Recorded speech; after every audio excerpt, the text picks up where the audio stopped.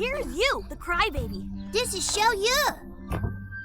Pinky swear, we promise. Brothers always stay together.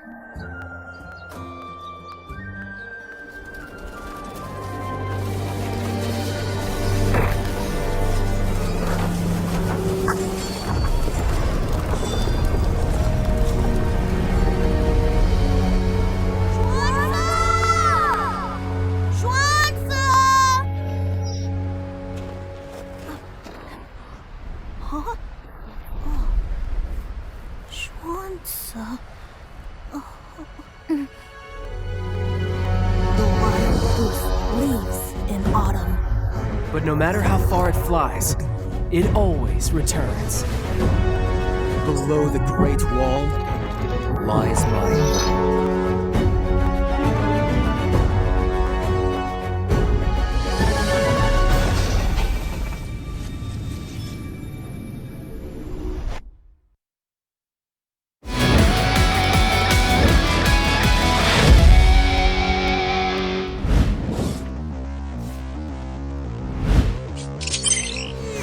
To take this fight. He's in the bushes, he's protected by every single one, but can Kawani change the outcome of this fight? A second outcome provided by the real Wawa is absolutely shredding them a new one. Come on! And they will be able to get this to the power of the thing as well.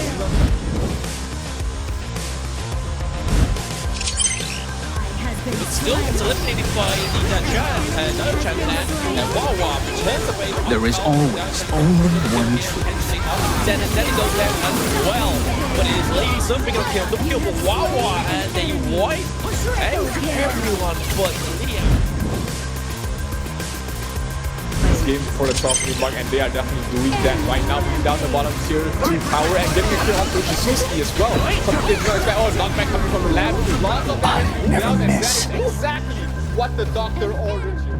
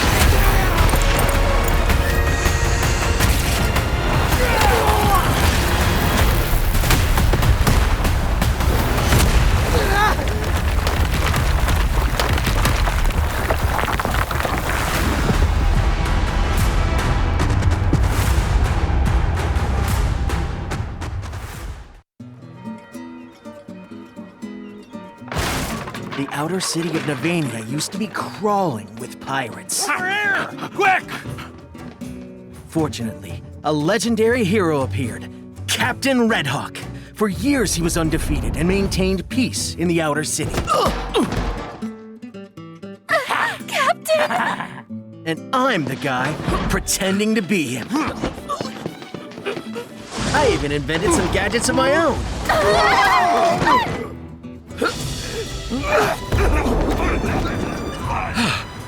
Don't move! Or the girl gets it. Cover your ears. Huh? Should I cover mine too? What was that? They're coming! My baby! Thank you, Captain. Huh? Thanks, Captain Redhawk. Captain Redhawk always saves the day. You're a legend. Incredible! You're the best, Captain. Saved him. Captain Redhawk, you should rest more. You've lost weight. You're still not good enough, Alessio. The real Captain Redhawk was so courageous, powerful, and brave.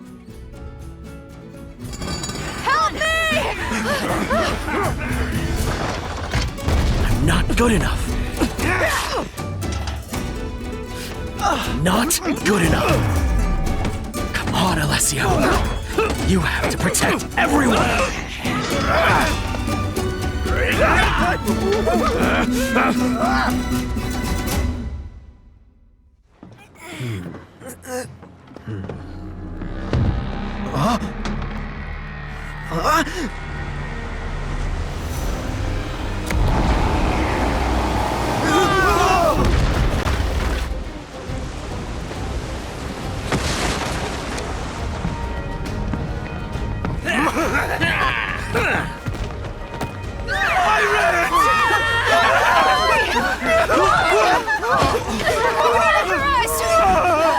Stop right there!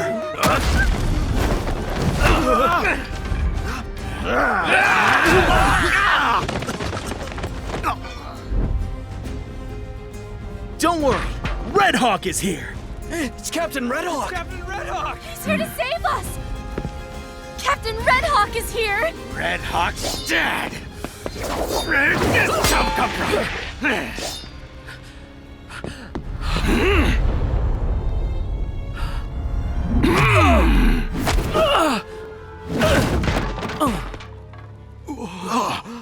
Oh no! Captain, is he okay? Captain Redhawk! Captain, get up! What's he gonna do? Get up! Get up.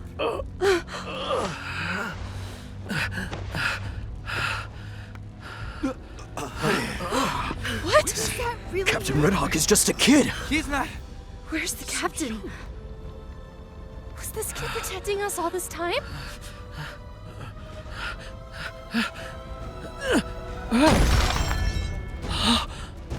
You're pretending to be Redhawk? What a joke. Well, it's not a joke!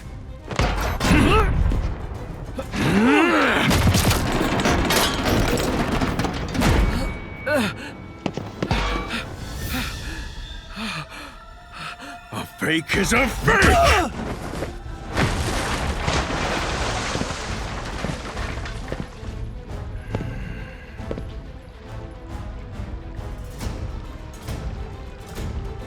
Find that fake. Yes, boss. Let the outer city know their captain is gone for good. Captain? Captain! Captain Redhawk! It's up to you now. From now on, you're Redhawk. Me? Captain Redhawk? But I can't. He's not a real captain. It's just the Where's boy. the real Captain Redhawk? Dude, He can't even protect himself.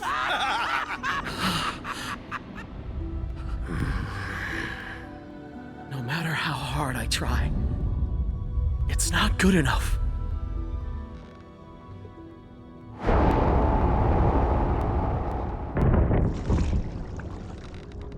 He's awake. He's okay. We must hide him. Hurry! Over there! Hurry!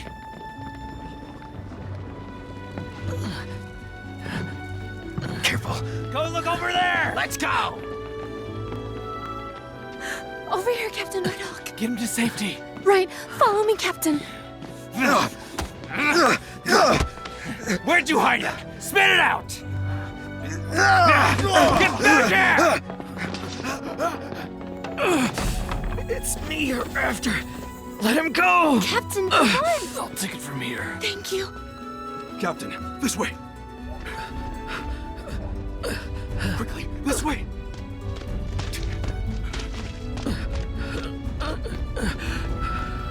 The Captain's here. Captain Red Hawk. Captain.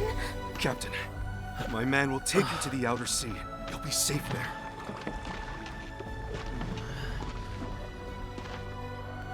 I'm not Captain Red Hawk. You're wrong. You are Red Hawk.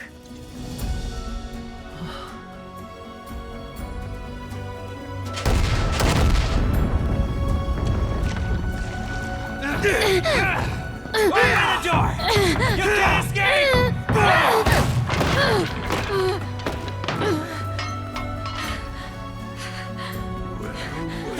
Who do you think you are, kid?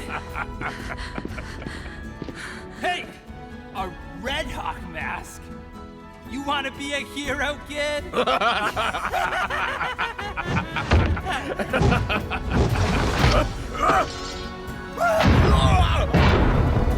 Captain Red Hawk. Not bad, Little Hawk. I'm not Red Hawk. When you stand up, you will be.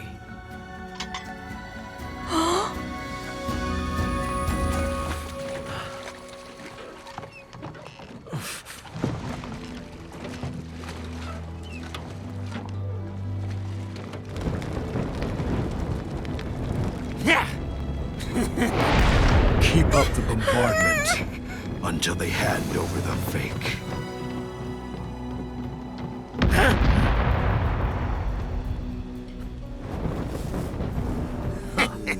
If it isn't the fake, you finally dared to stand up. Couldn't help it. I'm not gonna quit, as you'll see!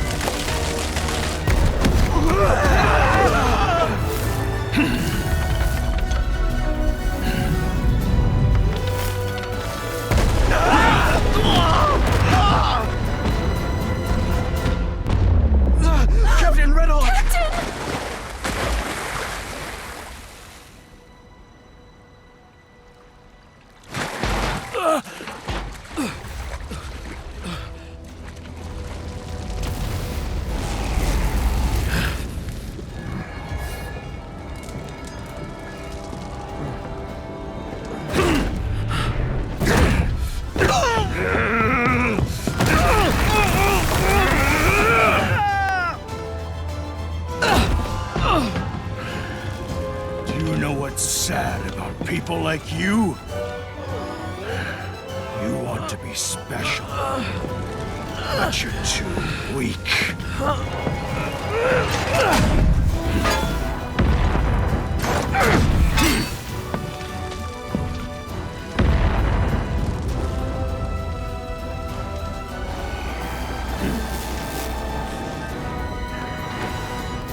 is no tragedy.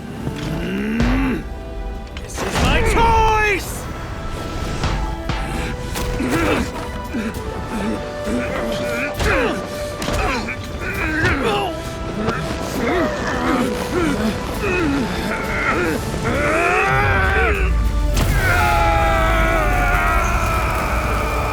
Not bad, little I'm not Red Hawk. When you stand up, you will be.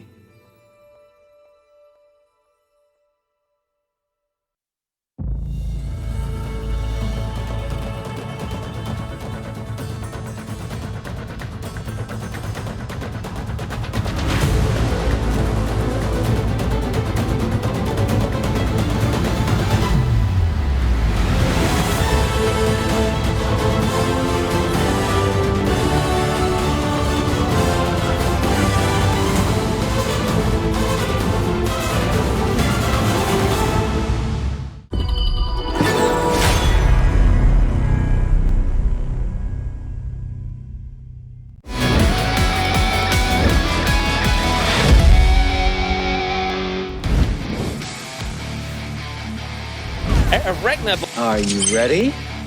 Ragnar is trying to go in to pick up some kills. Zumbin takes down one box.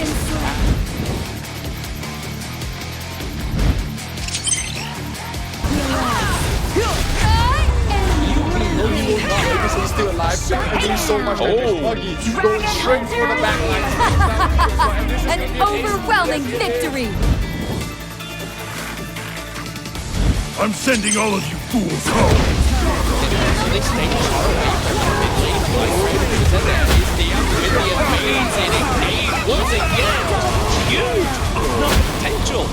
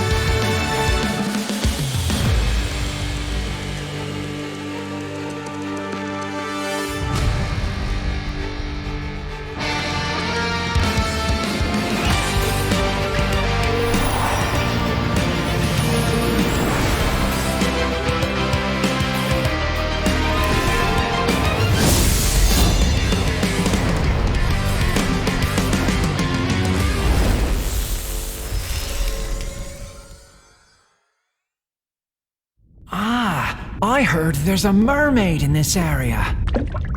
Out of 10 Navinians, 11 would tell you that they've heard the mermaid singing. I wouldn't mind hearing it too. La la la la. La la la la. La la la la la. La la.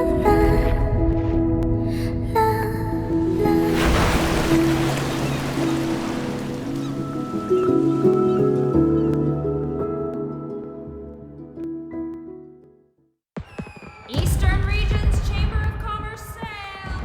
Take a look.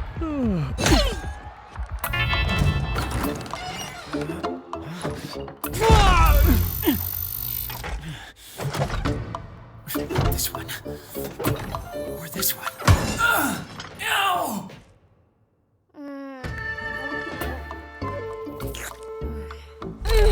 What a dumbass. A fluorescent stone!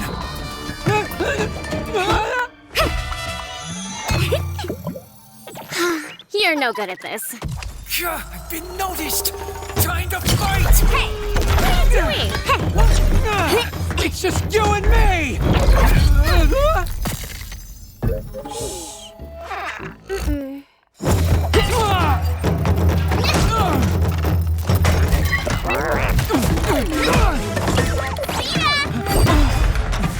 You give that back! That's a pair for me. Again? Your turn.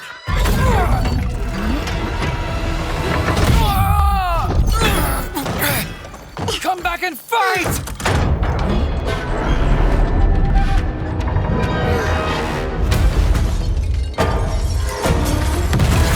It's the kid who stole the ship!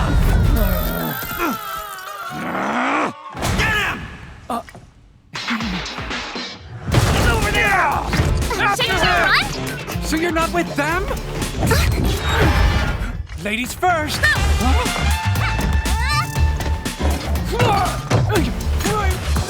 There he is!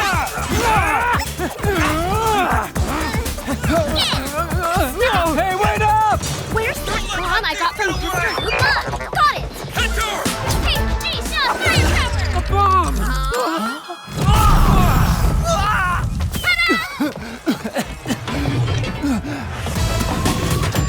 Get them!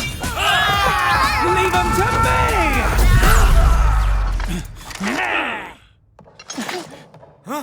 Get her too! What a pain! Time to end this!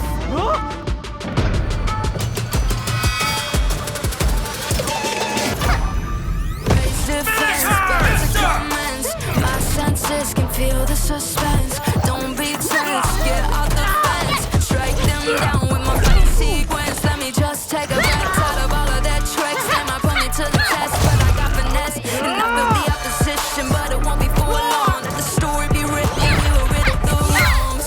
How did it get me so feeling better like this? My fate is hanging in the balance of the wind. Trouble's always knocking at my door like a songwriter. And that voice stronger.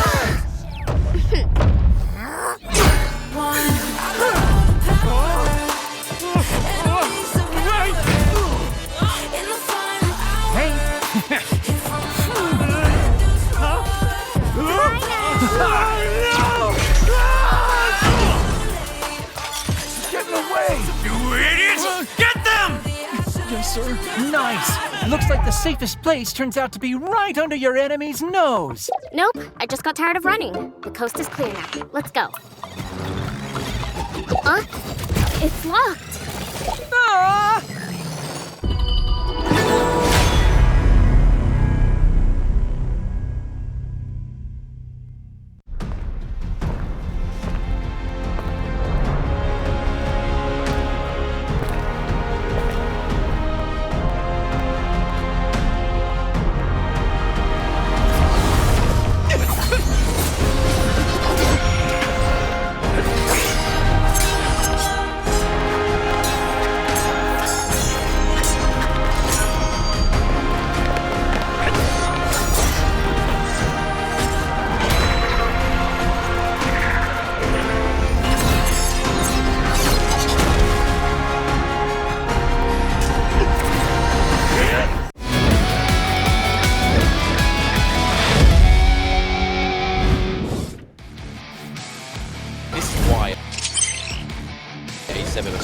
great team, and why the Brazilian teams are probably some of the most feared ones because they have not only the most experience. But the sustains Next target. from the little dude keeps them up and running, keeps them healthy on land. Goes the backline trying to burst someone down. They will bring down the Zero, and Jade is absolutely huge, and huge down. Xiao is for the damage leader from the side. Oh, then NRX is able to just get up down. And now the Vanguard coming through here with the Dragon as well to help them put Chaos going through. Lamb, so it is in true Lamb fashion, doing lots of damage like the assassin that he is, getting it.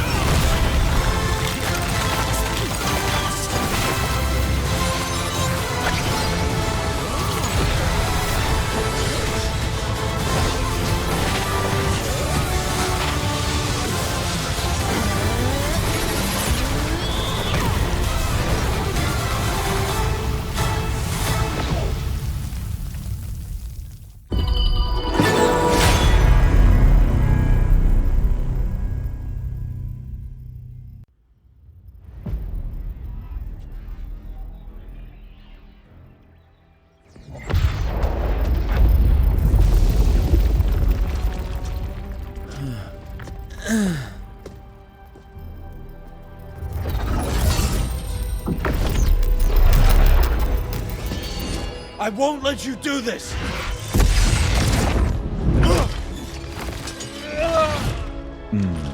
You cannot prevent his arrival.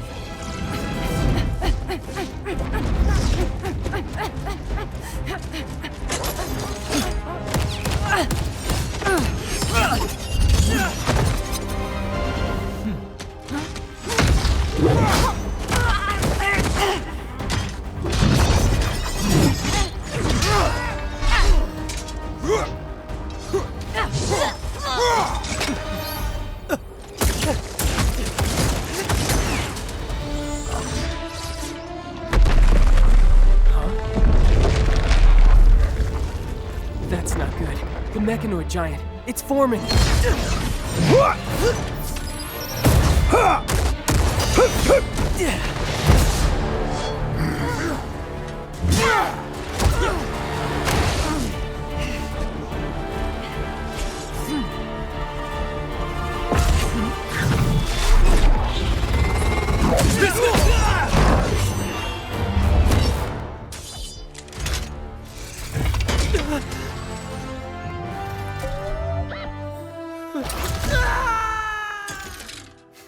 Hey, relax. I haven't been drinking. Ah.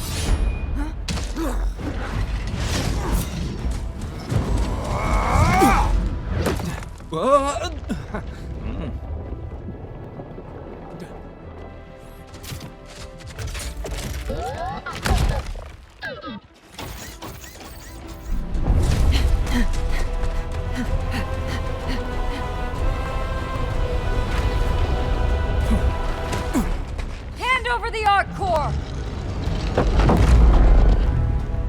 He wills it. There's nothing you can do to stop it.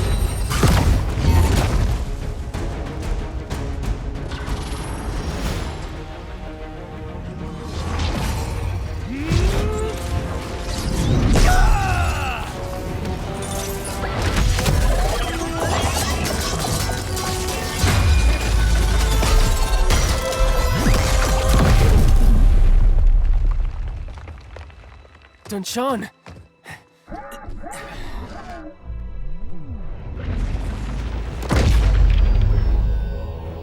Finish them.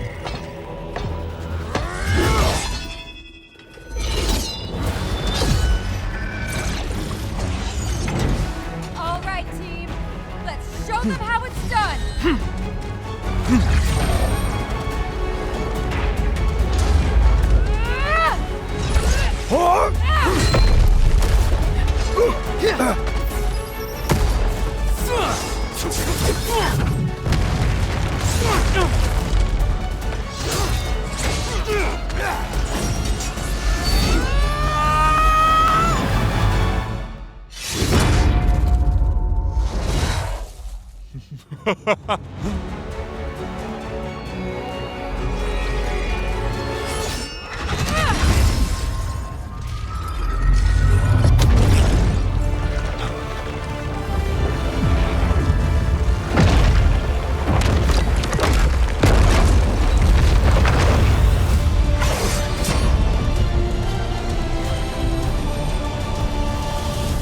We've stopped Ming for now, but many others will try to get their hands on this power. This war isn't over yet. We just might have a friend who can help.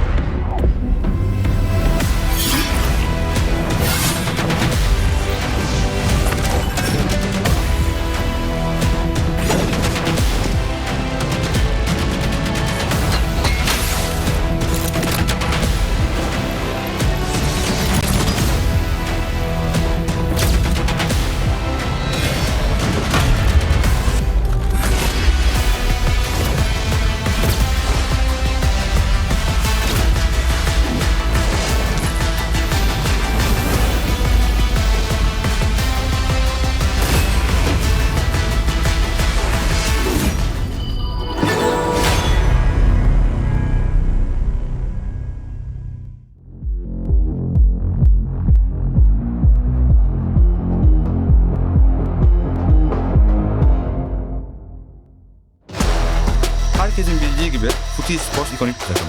İstanbul'da gerçekleşecek olan bu etkinlik için dünyanın her yerinden gelecek takımlarla mücadele edeceğiz. Türkiye'nin zaferini bütün taraftarlarımıza göstereceğiz. IV NRX olarak diğer ülkelerin takımlarıyla karşılaşmaktan çok memnunuz. İstanbul'da gerçekleşecek bu turnuva için çok hazırlandık. Kazanacağımıza inanıyoruz ve bunun için savaşacağız. Beşiktaş Esports çok köklü geçmişe sahip bir takım. Bu turnuvaya katılacağımız için çok heyecanlıyız. Elimizden gelenin en iyisini yapıp bu armanın hakkını vereceğiz. Biz Қазақстанамыз. Бәлкім сендер бізді танымайсыңдар, бірақ бұл маңызды емес. Себебі сендер біздің күшімізді көресіңдер.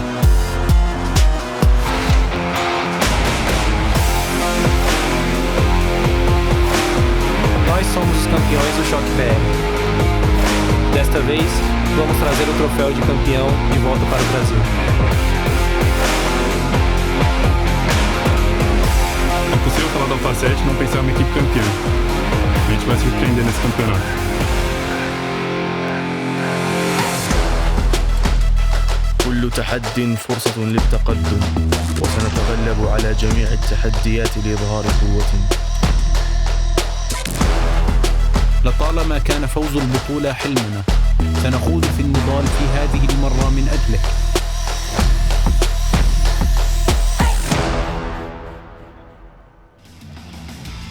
How's it going, everybody? Welcome back to the fourth and final day of the group stages of the Honor of Kings Season 1 Invitational 2024 Istanbul. Today you have myself, Blam, yet again, and with me as always is my co-partner, Mr. Zero. How's it going? How are you feeling going into day 4? We are almost at the end of the group stages, but of course all of this entire tournament, the Honor of Kings Season 1 Invitational, could not have been possible without the support of our fantastic sponsor Infinix. The Infinix GT10 Pro, which is a device that the players are playing on, is innate to be the most professional choice for gamers who are fighting with kings. All sensory game engine and high refresher immerse you in the purest gaming experience, and the Infinix GT10 Pro has allowed all these players to be able to be a part of history so far, and we are already halfway through the entire tournament in terms of the entire stage as a whole. We are at day 4. Today we will find out who will be finishing on top of Group A, as well as who's going to avoid getting that 4th seed in Group B as well. Absolutely, it's not a place you want to be going into the fourth and final day. That rolls a little bit better off the tongue saying the third. No, it's the fourth and final day of the group stages. But yeah, there's so much to play for, and there's already a great match setting up for the first game of the day, because it is Stalwart Esports versus VKS. Obviously, both of these teams would rather be on that second seed. That they are already drawing for it, but to solidify that second seed in your group would be a fantastic fulfillment going into the knockout rounds. And then obviously we also have Twisted Minds versus Alpha 7. Who knows what can happen in that match, but Alpha 7 currently already performing like absolute beasts in the group stages. And then we have the Turkish brawl-off for one more time within the group stages, and it's NRX versus FUT KAOS. Tell me, Zero, which one of these are you most excited for? I think definitely it has to be a couple of the matches actually happening today. The first match is going to be Stalwart Esports against Vivo Keystars. Vivo Keystars have looked quite vulnerable when they were playing against Alpha 7. And you know, their star player Dani in the jungle has just been shut down for 2 games. He hasn't really been able to perform as we expect him to be. So if Stalwart Esports is able to spot that out and able to replicate what Alpha 7 did against Vivo Keystars, maybe Stalwart Esports has a chance to clinch that second seed in that group. And the final game of the day is going to be very interesting as well. We have NRX going up against FUT KAOS. FUT KAOS is currently 2-0 in their group. They are looking like a lock for the first seed. But if NRX has something to say about that, if they can upset one of the favorites of the tournament in the Turkish region as well, if FUT KAOS drops the series against NRX, which I think has a possibility, then we might see Group A become really, really interesting. Absolutely, but on the screen right now is obviously all the players, and here is VKS in their true lineup, and we have Stalwart Esports going for Kai up in the clash lane again.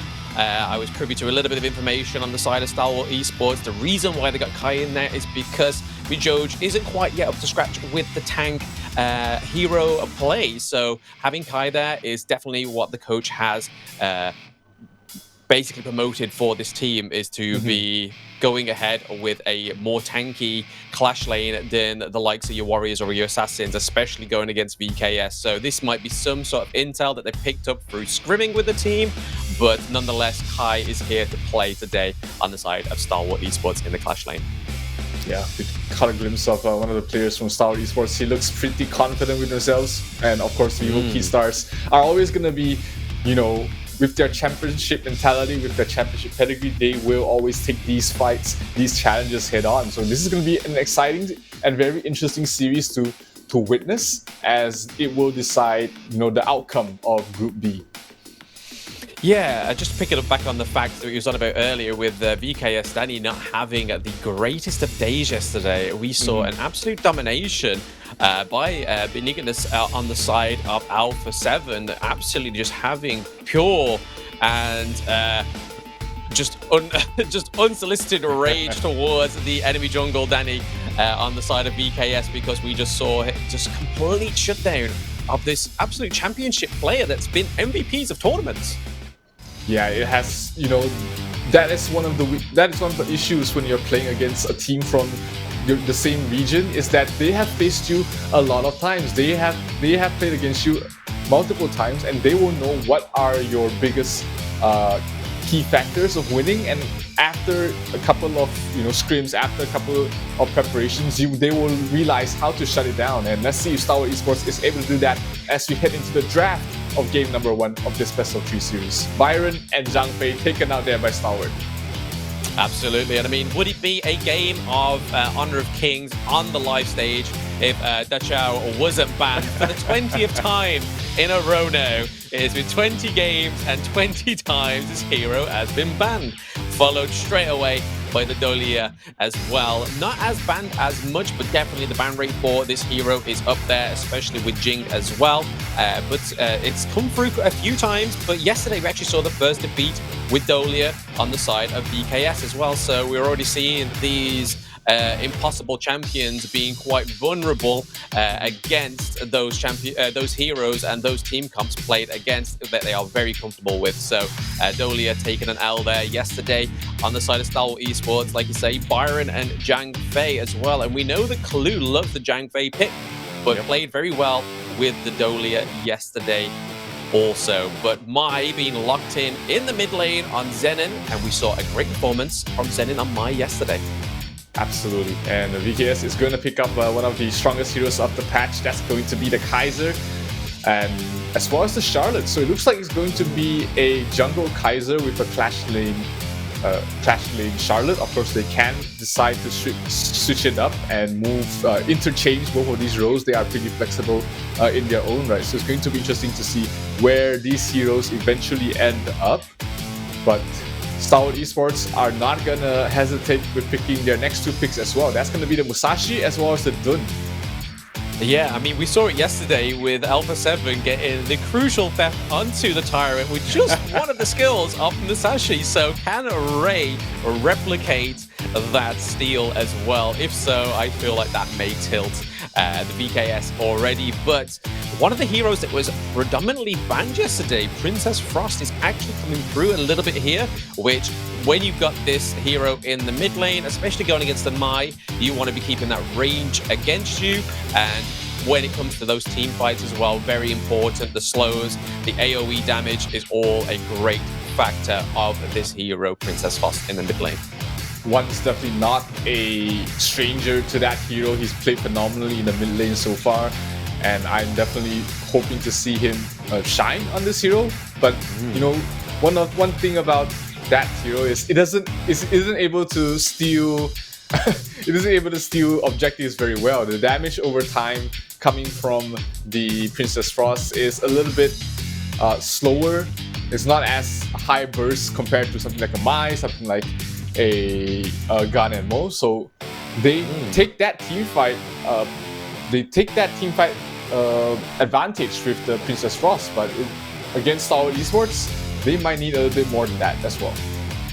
Absolutely. I mean, we see VKS already targeted out Wawa's one of his favorite farm lane picks there, which is the Luban number 7. We haven't seen this hero actually be banned at all previously in the tournament, but it's only because they're going against Wawa, and Wawa had a great go at Alpha 7 when they picked the Kaiser pick as well. Really been able to melt the Kaiser down, especially with the help of obviously Sunbin, but Sunbin has also been banned out. And then on the side of Stalwart Esports, the Mosey comes through with the ban as well as the Ming, which we don't really see too often in that ban phase. But the Huanzhong is being picked up by Wawa, and Clue is going for the little loot, so that VKS do not get that synergy and more sustainability that the Kaiser needs. So it's all going to be down to what this support champion is going to be, because we've already locked out the Sun, we've locked out Muzi, a little loot is out, Zhang Fei is out. There is, from what we've been seeing, not much more choice. Yeah, there's not many more supports left in the pool. There is still perhaps something unorthodox, maybe something, let's see, what heroes are left in the pool there. You can potentially go for something like a Dong Huang support, which is pretty good against the Huangzhong. You can immediately go for it, but they're gonna go for a hero that we have yet to see on the main stage. Absolutely, this is a bit of a weird one there. I'm pretty sure in the mock stage we saw this this hero play up into the Clash lane as well, and that was the second mock game that we saw. We saw that hero up there in the Clash lane, and we're kind of like, okay, what's going on here? Obviously, it's a mock game.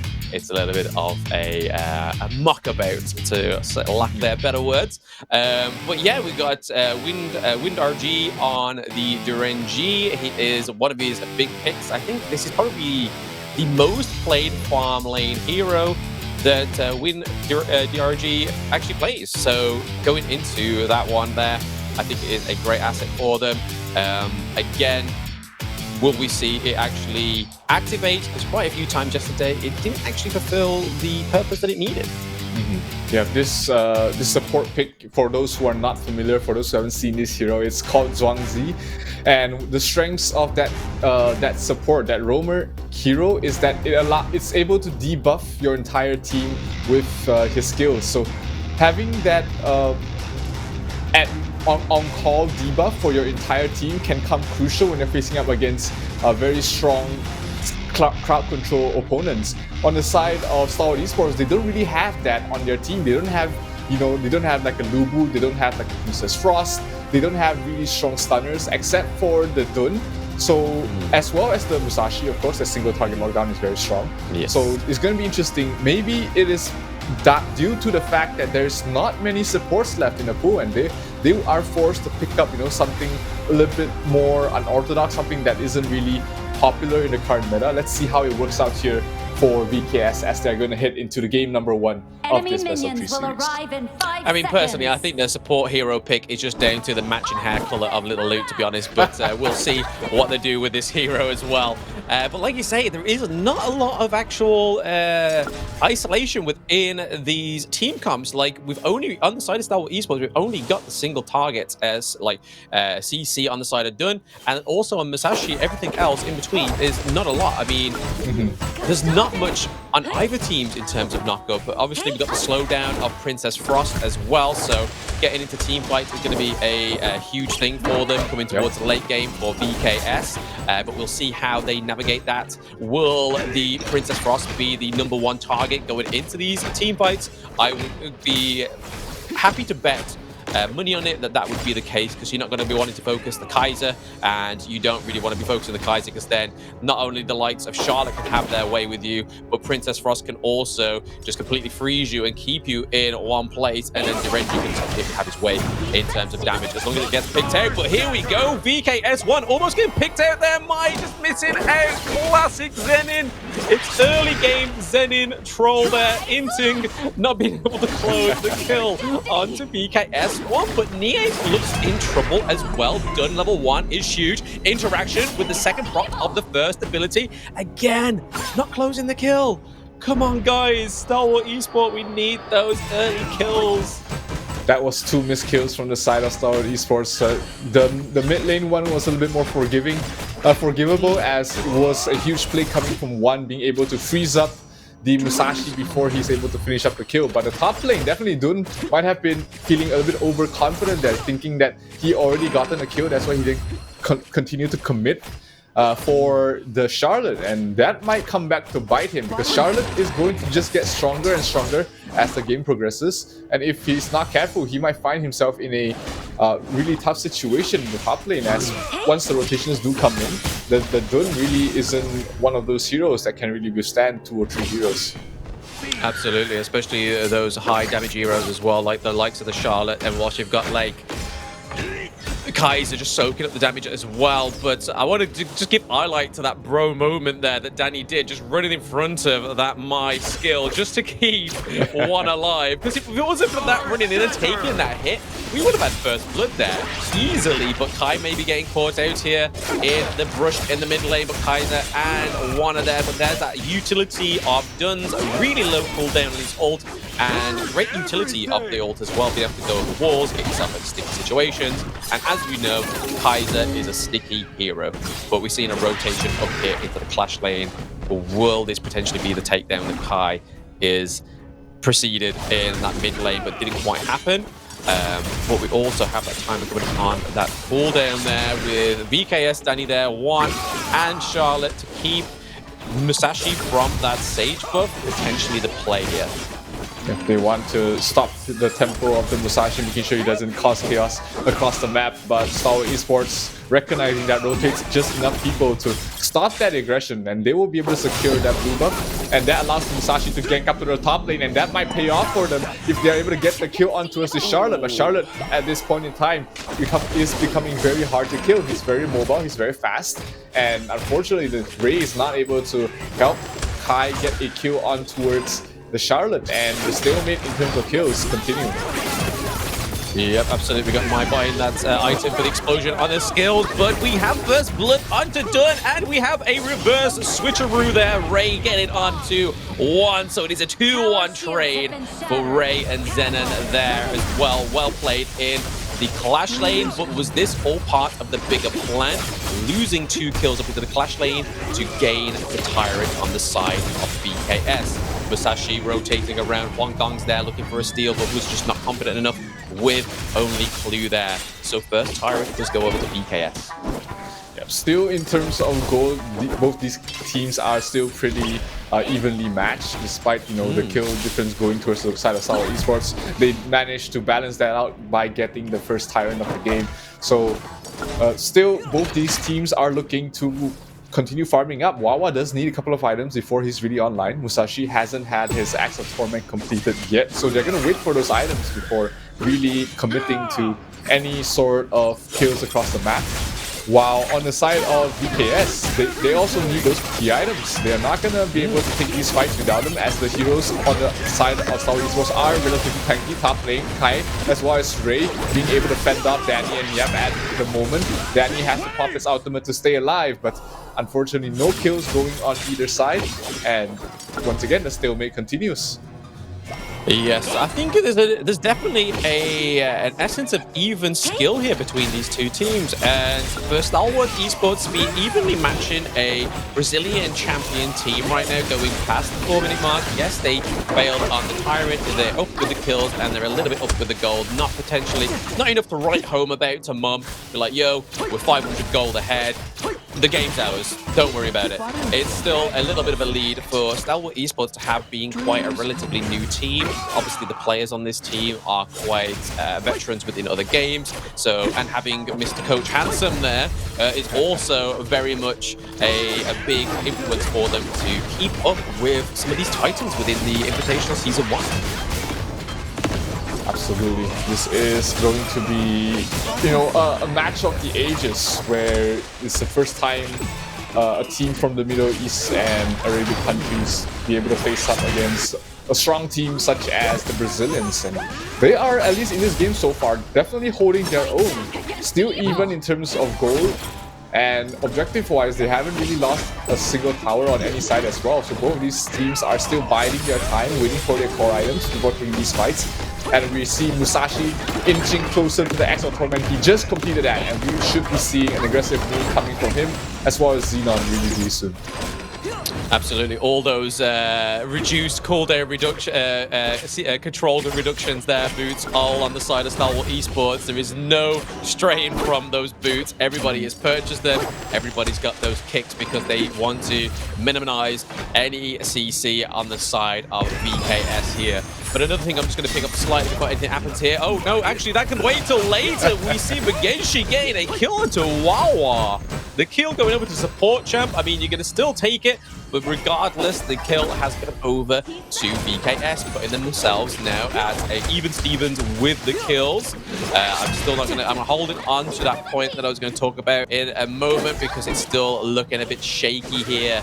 Sage buff still goes over to Musashi there, and we're looking at Dani getting his Sage buff. But the point I was going to make is that we see a lot of these Brazilian teams actually not going for Overlord until that Shadow Overlord pops up. Like, it's not an urgency for these teams. I've noticed it with A7, and I'm noticing it with VKS as well. They're just looking for those macro plays, getting those side lanes down as they've done there in the farm lane.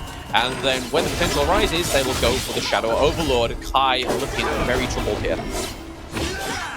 Yeah, Kai had to really use the tankiness of his hero to be able to survive that. He wants to go for a little bit more. Dani is still there. Dani hasn't popped his ultimate yet, so that's going to be scary. Princess First drops the ultimate, but that's just going to push out the waves, and Stalwart Esports has the numbers to push them back as well. So still not much in terms of, you know, finally getting these core kills, but as we go towards the mid game, as we see Ray complete yet another item, this is where things should be starting to heat up. Kai has to run away with his ultimate. WinRJ dealing a bit too much damage at the moment, and they will not be able to take the trade. And this might cause them to lose a bit kill on power, just lacking one member to defend this for the moment. Yeah, no, that splash damage from Duranji is looking very troublesome for these these heroes that can't get in close and quick enough. Especially like the Dun. They can get in, but you can't get out, even though the cooldown reduction is quite low on the ultimate. We see again, VKS, even without the likes of Kaiser, still picking up the Tyrants, still picking up this push in the farm lane as well. So once again, the macro play here for VKS is definitely not being matched too well by Stalwart Esports. I feel like this is where they're kind of falling short here. They're really holding on a lot of pressure to that mid lane turret, as they should do, because that's the thing that really cost them the first game against Alpha 7.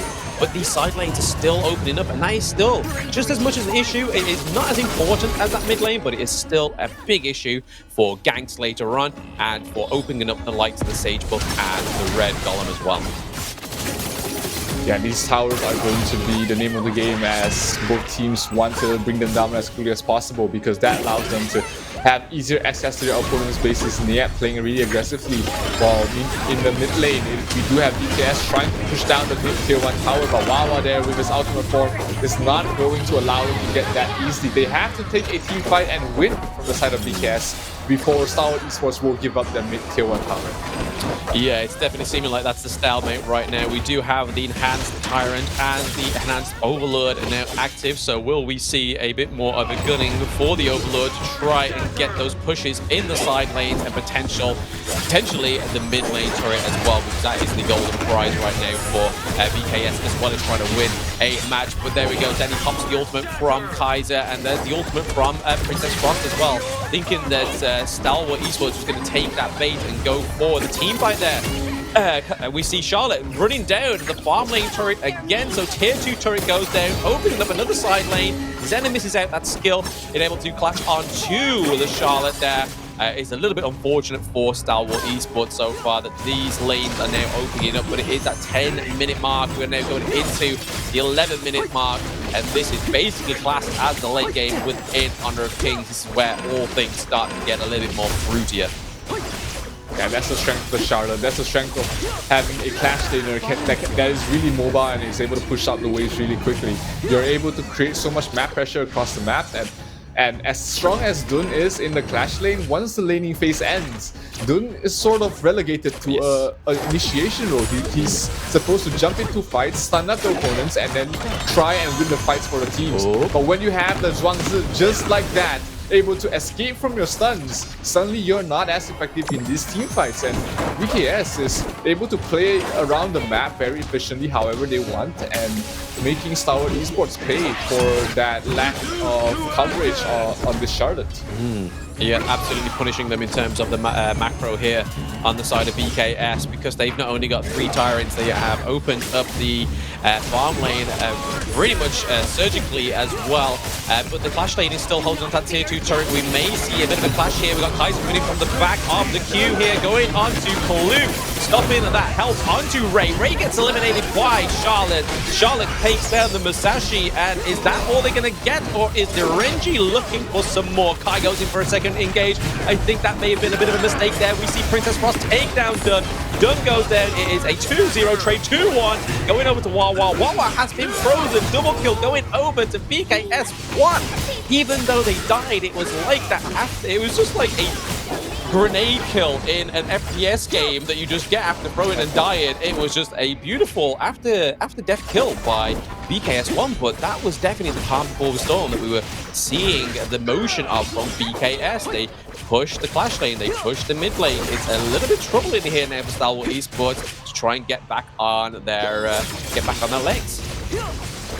Yeah, that team fight was huge for the side of VKS. They were able to open up 2 towers towards the mid. That is going to leave the jungle for the side of Stalwart Esports very exposed, and VKS can traverse there anytime they want. With that opening, they're able to bring down the Shadow Overlord, and this is where the real game starts here for VKS. They're able to play on all 3 lanes, while Stalwart Esports is more or less relegated to try and defending their high ground. This is going to allow VKS to really pull the lead in terms of goals very far ahead. Yeah, no, I think it all stemmed from that mistake there on the side of Stalwart Esports and Kai just going in for the re-engage and not being able to actually get any of the other team there in range to do any damage other than the Huanzhong as well.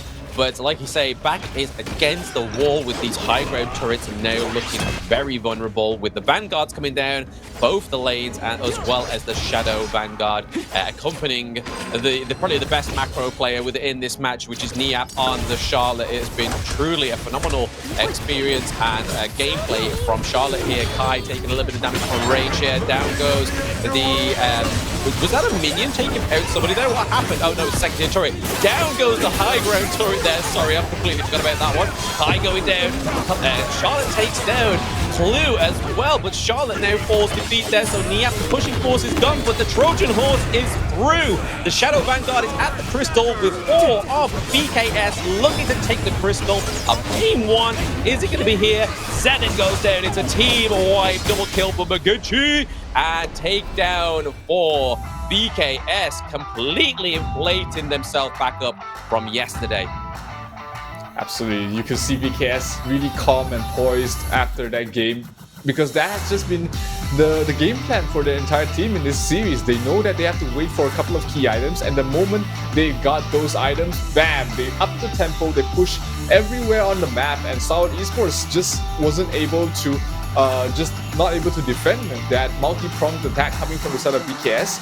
Wawa played decent on this Huanzhong, but ultimately unable to keep up with the tempo. Huanzhong needs too many items to be able to contribute in this team fight, and VKS recognizing that, not allowing him to get to that 8,000, 9,000 gold mark, be able to push down the tier 3s and immediately end the game right after that as well.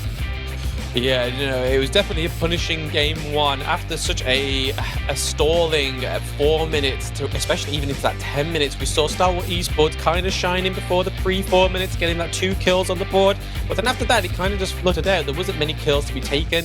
And then in terms of macro, we didn't really see it. But then again, a hero like Dun really struggles with macro up in the Clash lane. So he was really just hoping that Zenon could really just dominate that mid lane. But when you're against a hero like Princess Frost,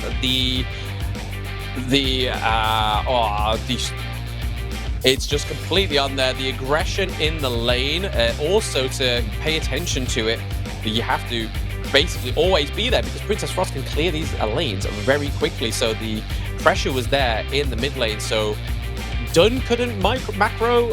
Zenin was really shut down in terms of the macro. Masashi trying to get some ganks, but as soon as those mid lane, those side lanes were opened up, it was harder to get any kind of ganks or macro on the side of Masashi without being seen. Yeah, Matt, this is a really good showcase of how to play across the map, how to be able to get as much as you can from the map. MVP for game number 1 will be won on the Princess Frost, and this is a very good example of why this hero has been so heavily focused in the ban phase. This Princess Frost, when you allow it in the hands of a good player, becomes very, very strong. Absolutely. It's almost quite poetic.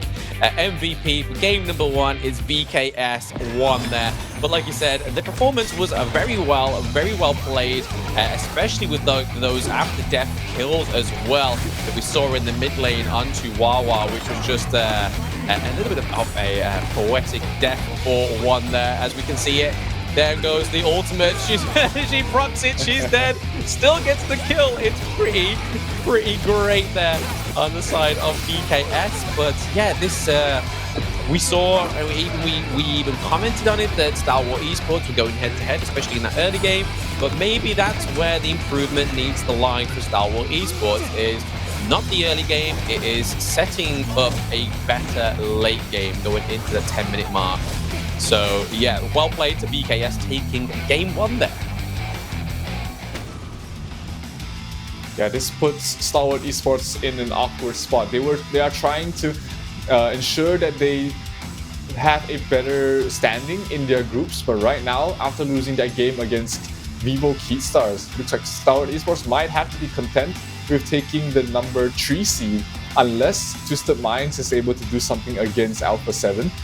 Which as far as we've seen, Twisted Minds have been performing, have been improving throughout the group stage, but still not on par with all these top teams. So if Stalwart Esports is unable to take this game to a game 3 and potentially the win, they will have to be content with just taking the number 3 seed in the group. Absolutely. I mean, unless Twisted Minds got a hyperbolic time chamber, I'm pretty sure that trying to contest with the A7 and the experience of KIC and the Brazilian tournaments that's all been going on whilst we've been waiting for this to launch in regions like Turkey. It's going to be very hard to achieve that in 72 hours, but I'm pretty sure they'll give it their darndest. But still, we are speaking about a match that has not happened yet and isn't going to happen just yet. We could still see 3 games roll out by VKS and Stalwart Esports because of they may think of this may just be a fact-finding match. Sometimes teams take a L just to find out what their enemy team is completely up to and what they're thinking. But again, we may be seeing a 2-0 as well. So we've got to really get ourselves prepared for that and for VKS to take that 2nd position in Group B. Yeah, this match is probably more important for VKS.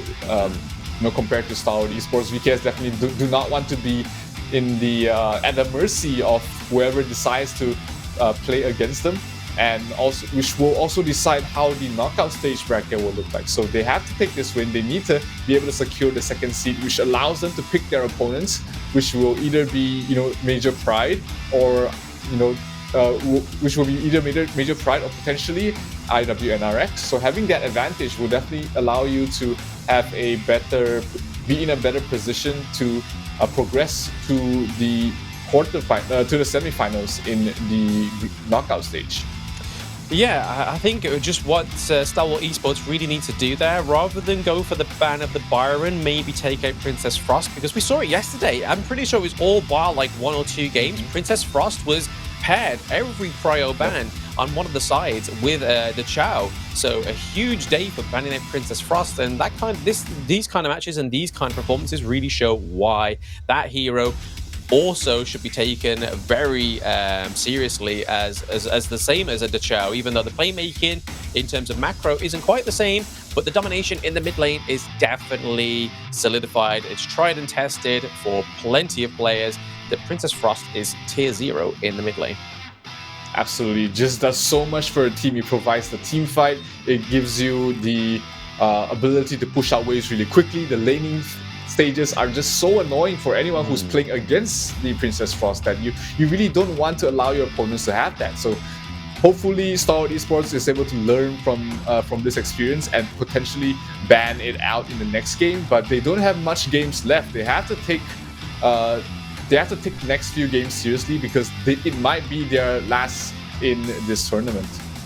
Yes, last in the group stages at least. But before we get into game 2, we're going to take a short break. So don't go anywhere. We'll see you soon.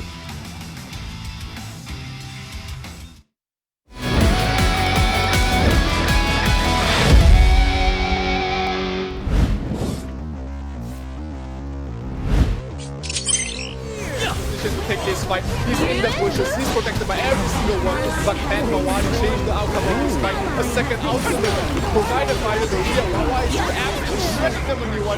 They Come choose on. soon, and they will be able to get this tier 2 power in the lane as well.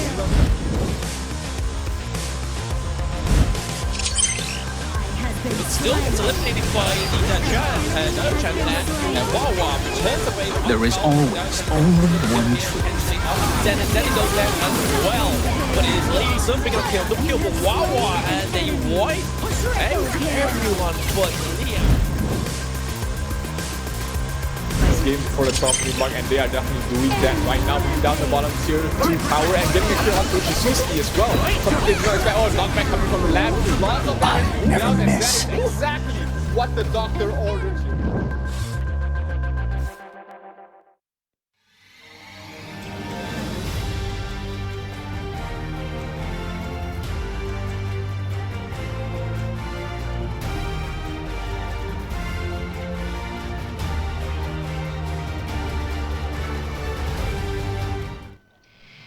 Welcome back from that short little break there. We're now seeing all the players back on stage ready for game 2.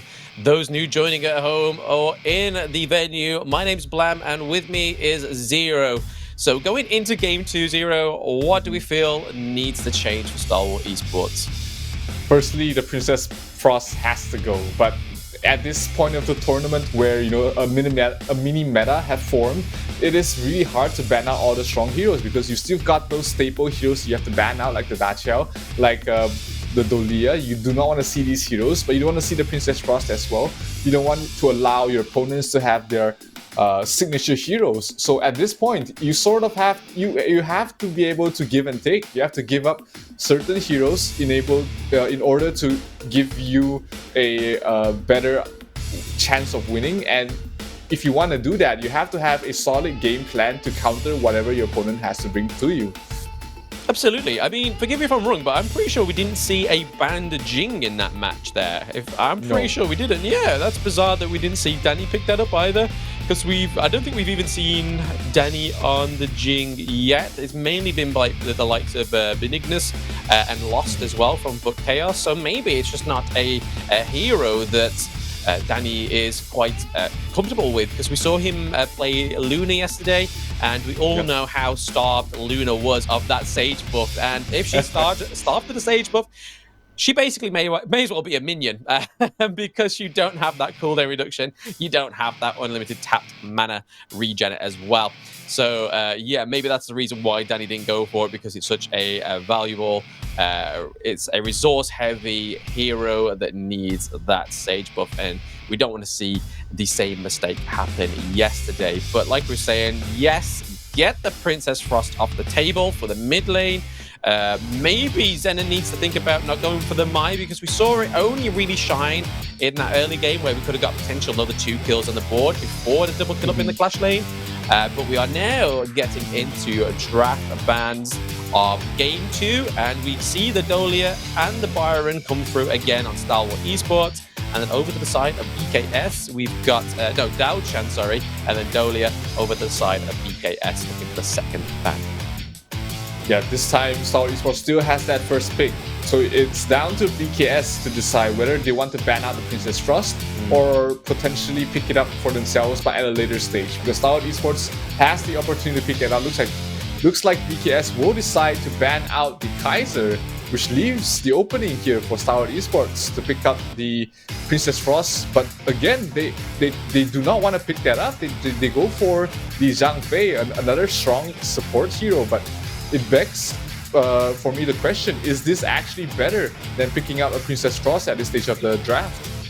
I mean, going from the draft of Game 1, we didn't really have a massive engage hero on the side of Stalwart Esports, and Clue got MVP for playing Zhang Fei yesterday. So with those back-of-the-line ganks, with those crazy engages onto the enemy team, I think the Zhang Fei is a great pickup here, considering it was one of the banned champions for VKS in the last game. So giving over one of their comfort champions, especially on a player like Clue, I feel like is probably a better chance for victory there. But they do pick up the Dun and the Princess Frost again. But looking into it, we're getting a bit more zest here from Stalwart Esports. Ganmo and Wawa gets his treat pick, Luben number 7. Yeah, this time they snap it up right away. They don't want it to get banned in the second phase. So putting a lot of priority on Wawa's signature hero. And we did see Gan and Mo perform very well in the previous days of the group stage as well. So Stalwart Esports, this draft definitely looking like a much more solid draft. They have still plenty of team fight with the Zhang Fei as well as the Gan and Mo. Their late game is secured with Wawa and his Luban number 7. So it's down to how they filled that up with the Clash Lane and Jungle in the last 2 picks. Yeah, I mean, we haven't really seen Ray play much other than the Musashi, and I think that's all he's played is Musashi, if I'm correct in thinking. I can't remember him actually picking any other hero other than Musashi, because we don't really see I don't think we've seen like Lamb come through on the side of Stalwart Esports. Maybe Pei we could see come through. Another great hero that has been shining towards the latter part of this tournament. I do know that Stalwart Esports do actually scrim a lot with Pei, and they actually told me that it wasn't until they started scrimming with Pei and other heroes of the likes that the Brazilian teams actually started picking up that hero in the jungle. So clearly that was a influence from their coach to pick that hero, and it's clearly influenced a little bit of the scene there. So they're setting a little bit of a trend with the Pei jungle pick. Absolutely, it's one of the strongest early game jungle heroes. There's so much aggressive plays you can really do invading the opponent's jungle. Stalwart Esports will put priority in banning out their opponent's Clash laner, Dharma, as well as the Mulan taken out there. VKS is going to do the same with the Charlotte, but will also ban out the Jing, because Stalwart Esports, again, is lacking in that Clash as well as the jungle role. So not many good jungle heroes left to be picked up. Obviously, we've seen the Li Bai in these situations. I don't like the Li Bai in this lineup for the side of Stalwart Esports, because you've got no team fight setup, you've got no crowd control. So maybe something like a Zilong would be perfect here for Stalwart Esports, or maybe they have something else in mind for their jungle hero. Yeah, I wasn't quite sure why they went for the Mulan and the Doma ban there, because obviously we had Dun up. Obviously, Dun can be a flex pick into the support role, but from what we've seen from VKS Vigenshi is that I don't think that would have even like classified as a pick for them. But the Muzi pickup is definitely something more to the likes of what we've been seeing on VKS. And again, this was another hero that had a big day in bans yesterday. It was banned quite a bit because now people are seeing the potential of that long range stun, and also like we saw yesterday, I think it was on Alpha 7 where we saw the flash over the wall and then the stun getting activated from its ultimate. So really great interactions from Muzi, and it's definitely activating towards the later part of this Season 1 Invitational. But then we see Stalwart Esports lock in the Liempo from Niap. So again, a huge pick of Niap's that we've seen him perform amazingly on. Still stole an MVP from when he did pick the Liempo. I'm still salty. Very sorry, broadcast. But then the Pei does come through as well. So very interesting team comp here by Stalwart Esports and VKS. Yeah, VKS picking up the Consort U, our second showcase of the Consort U in this tournament. And Consort Yu is the perfect hero to fit into this lineup. You're playing against a Luban number 7, you're playing against a Pei. What hero is able to escape from both of them while also being able to take those team fights head on? That is the Consort Yu, a very aggressive marksman that can be played early game, and her late game potential is nothing to be scoffed at as well. So I definitely love the lineup coming in here from the side of VKS. It's just down to how Stalwart Esports is able to take these fights, because it looks like it is going to be a very clash-heavy team fight-centric lineup in towards the mid game. Absolutely. I mean, we always speak of the hero Consort Yu, but currently for both of these farm lane heroes, they're currently sat at 0% win rate here because they've only been chosen once, and neither of them have actually had their moment to shine in terms of getting that win rate up. But in terms of being banned, Consort Yu has been banned more so times than Luban number 7. The first ban we've ever seen for Luban is today. But then when we take the looks of from some of these champions that have come, some of these heroes, sorry, that have come through now, like the likes of Zhang Fei. Zhang Fei currently on a big, not quite a big win rate, but going into day 4, 40% win rate here, but has been picked 15 times. So again, a great big support hero here that is always picked, but not always won, because it's all depending on who is playing it. But we've never seen a dull moment when Clue picks up this hero, so let's get into game 2 between Stalwart Esports versus VKS. Will there be a game 3? This is going to decide it. Absolutely, this is where Stalwart Esports has to pull out all the stops, have to pull out every trick in the book to be able to force this to a game number 3, because their lives, their tournament lives, it doesn't really depend on it, but they will definitely be happy if they're able to take the win here, because that allows them to have another shot on game number 3.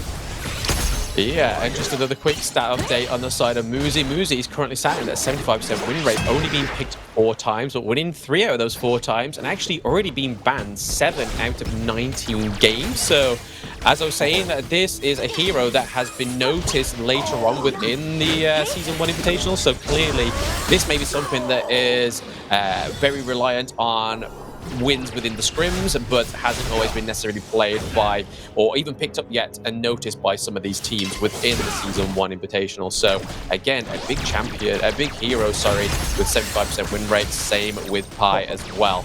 But here we are seeing that long range, a little bit of a nice pairing here between the Muzi and the Consort, because not only have you got this stun that's long range, you've got the Consort U's ability as well that can hit very long range as well. So a nice little pairing there between the two. You're going to either get hit by the one or hit by the two of them. So you preferably want to be dodging out that stun before the likes of the Musashi comes round and ganks the lane. But Zenon holding his own here against the Princess Frost this time. He's not playing the Mai, he's playing something that has a little bit more safety in range, but maybe not so when it comes to these team fights, because I feel like that is going to be the staple hero that may get focused here. It's either between Zenon and Gammo here. Potential knock-up and kill from Dani. It is almost over there for Ray. So they pick up and set up a near 2 kills there. VKS is still committed to picking up the Zenon kill, and Kai has had to rotate around to support that, not being a 2-0 already 2 minutes in. But Kai now in a sticky situation here. A very big kill on towards the Pei. You want to stop the early game tempo, you want to stop the Pei from really snowballing towards the mid game, and what better way than to shut him down, get rid of his blue buff, and this is where we see Pei starts to struggle. If you don't get those early kills, if your early game doesn't go as planned, your mid game and late game situation for the Pei is never going to be as strong as something like a Musashi. So you have to somehow, Ray has to find a way to come back to this game, maybe by getting a crucial kill on towards the top, or be able to gank the bottom side as well. Absolutely. But in terms of the team comp, especially towards the mid to late game, we do have 2 great factors here, especially if we can get Clue and Kai to organize the team fight and control it. as long as they're the orchestrators of the team fight, I feel like the team fight will go in Stalwart Esports' favor. Because not only have you got the huge shield from Zhang Fei, you've got the great beast mode, the dive in, the stun, and you've also got Lian Po with his ultimate that can stun right at the end, and his great CC for an area of an effect as well. So again, two great heroes for great team fight potential. Speaking of team fight, up towards the top lane, Ray gets caught out once again, and that's the Pei being shut down once again. Dani able to get the blue buff away from the Ray, and this is going to start bleeding. This is going to cause Ray to have a really bad game because he's very far behind. So Stalwart Esports, they have to catch up somewhere else, and they're trying to do that by pushing down towards the bottom lane. But the Mozi is able to survive for the moment. Nian rotating in, trying to get the kill towards Kai. Kai is not going to get frozen up. Nicely done there by Kai, but is it going to be enough? Mozi damage. Wawa dropping down very low, but he's not going to die for the moment, able to survive with an inch of his health. And that is going to be Stalwart Esports having to give up the bottom tier 1 tower, it seems, unless rotations will come in time. Yeah, no, I mean, all that's been going on, and again, great macro from the side of VKS, managing to take up that first tier turret in the clash lane. Dani not doing jungle things, but he has opened up that side lane already, which means that Sage buff is just a little bit easier. What are you doing? And the side lane's completely gone on the side of the clash lane. Kai was too long from home of the clash lane. It's completely gone. Yeah, beautiful map movement here from the side of VKS, recognizing that, you know, Stalwart Esports are going to rotate a lot of members down towards the bottom, so they allow that. It allows Dani to push up all the way towards the tier 2 and get that for themselves. That's going to create so much map pressure from the side of VKS that Stalwart Esports, they're going to slowly start getting bled out. The blue buff is always in danger right now from VKS invading your jungle, and they have to watch out for that. Yeah, I feel like the more we watch Stalwart Esports, the more we're seeing that Hercules heel is definitely these macro plays. It's not quite in the grasp of these clash lane players on the side of Stalwart Esports. They're very much struggling with the macro here. Instead, just giving themselves up for these team fights. But once again, these team fights are not going to aid you in getting open the enemy jungle and helping yourself to more farm. The Tyrant goes down for VKS once again, so this is going to be a hard one to already to come back from. The gold lane, gold difference is already gone out of control as well. They're already a steady 3k gold ahead pre 10 minutes, which is a lot quicker than the last game. Kai may get caught out here, having to use his ult just to escape, which is huge. Douse to the team's utility into the next team fight. Yeah, Zhang Fei had to pop his ultimate just to survive that as well, and that's going to cause a lot of issues for this mid tier 1 tower, because when they come back from base after recalling, they're not going to have those ultimates, and that's going to give VKS the upper hand if they decide to take a 5 versus 5 fight. So they have to allow Xenon to push out the waves. Xenon tried to do just that, but just gets nuked down by the Princess Frost as well as the Dun with the control, and that is not the position where Stalwart Esports wants to be. Without that mid laner, without that mage to clear out the wave, this mid tier 1 tower is going to be in such a dangerous situation.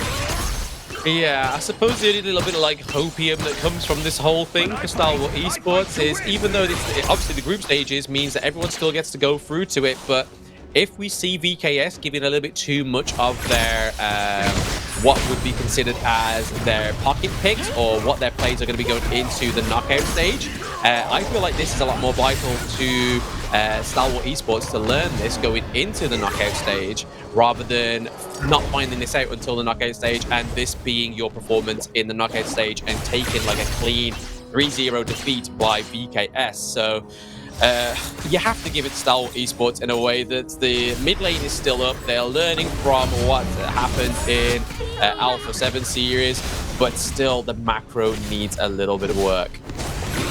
Absolutely. It's already up to almost 5,000 net worth difference between both these teams. Still not yet able to get a single kill here from the side of Stalwart Esports.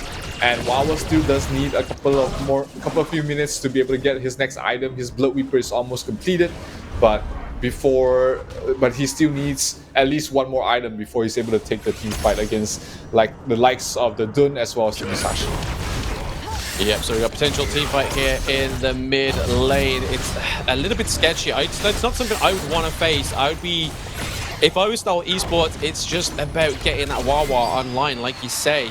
Because once he's online, you've got a little bit more of damage within your team capacity there. But again, it's just these side lanes have been opened up, and once your minions are down there, it's a hard way to get your minions all the way back up to that tier 1 turret and then take it. But we see that Pi actually runs down and does a little bit macro there. So on the side of Stalwart Esports, Ray is actually trying to force the macro here and force a little bit more of a push, getting the Clash Lane turret for Stalwart Esports.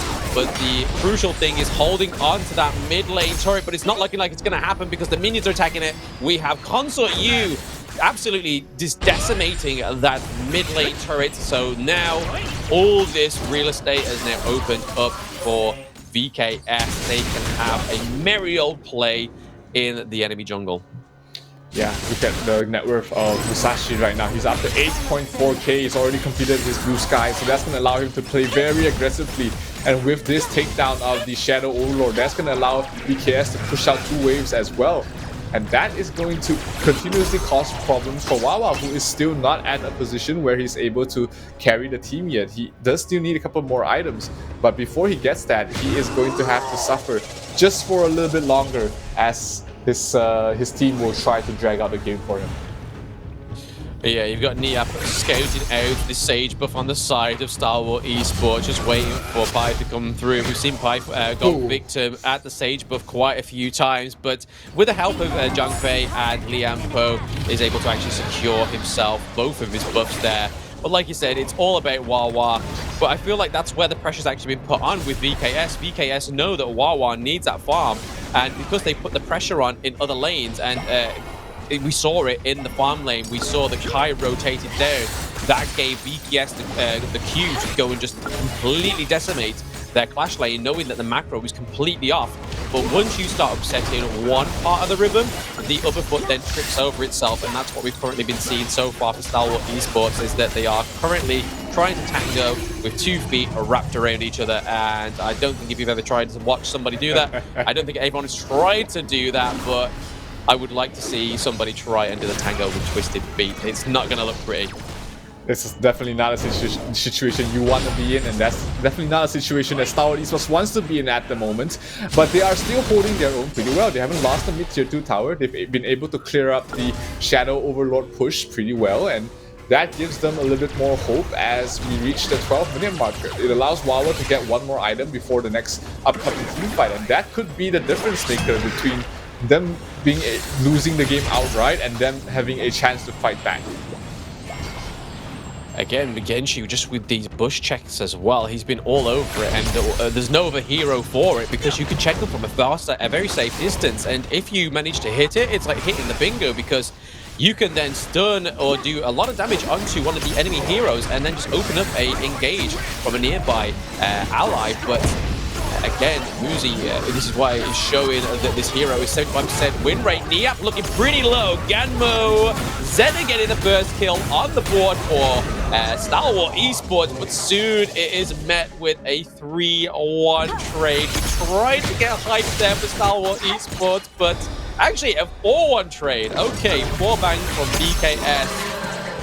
I think this is potentially the beginning of the end here for this best of 3. Yeah, the team fight did not go as planned there for the side of Stalwart Esports. They are losing real estate right now. Tier 3 on the top lane is dead. So is Wawa, and that should be it, ladies and gentlemen. This is going to be VKS locking their 2nd seed in Group B, and there is nothing that Stalwart Esports can really do about it unless Blue is able to perform some miracles here. He's dropping down very low, he doesn't have the ultimate, but he still manages to survive. The damage coming from Xenon is enough to dissuade them from finishing the crystal, and the game will continue for at least another minute. Yeah, another minute of just trying to hope, farm up, and wait till Wawa comes back, which is 7 seconds. But whilst that's all happening, we've got VKS just taking down another Shadow Overlord, which once again we know is a great asset when it comes to pushing these lanes. And only having 2 higher ground turrets remaining is not going to be the hardest task for VKS. All they've got to really do is just push this minion wave, push Stalwart Esports to their backs are against the wall, because they have the openness of farm of the jungle. They have many ways to get around this team, many ways to collide and surgically move upon Stalwart Esports. Yeah, it is very difficult right now for Stalwart Esports to find any sort of farm, and Wawa is trying his best to get his Daybreak completed. He's almost there, just needs another 600 gold to do so. But you can see he's just stuck in the base. He's just constantly being poked and prodded by this Mozu, as well as the Concert U combination. Is just so annoying when you're trying to stay at a far range, but these heroes can still hit you anyways. With the Shadow Vanguards already reaching the tower, they're going to be able to bring down the bottom tier 3. That leaves only the middle tier 3 tower left standing, and that is going to be taken down right now on the side of VKS. Yeah, just holding on by the skin of its teeth there. Consort U tries to do a little bit of damage left of it, but Niab gets taken out thanks to Pi. So Ray is going in. He's a little bit too far behind there. Consort U with the CC onto Faye, but it is a 2-1 trade for Stalwart Esports. They may not have many chickens, but they're counting their eggs that's left in the basket, and it is the only egg is that higher ground turret so far. VKS still have enough utility to try and take another Tyrant, and it's going to be successful takedown for this Tyrant here by the 3 remaining members of VKS with their junglers still alive. Is anything really going to become good of this 3-1 trade? Not really, because there's not much in terms of the push. We need to sort of see that mid lane open up if we're going to open up any sort of hope of getting a 1-1 victory for Stalwart Esports right now.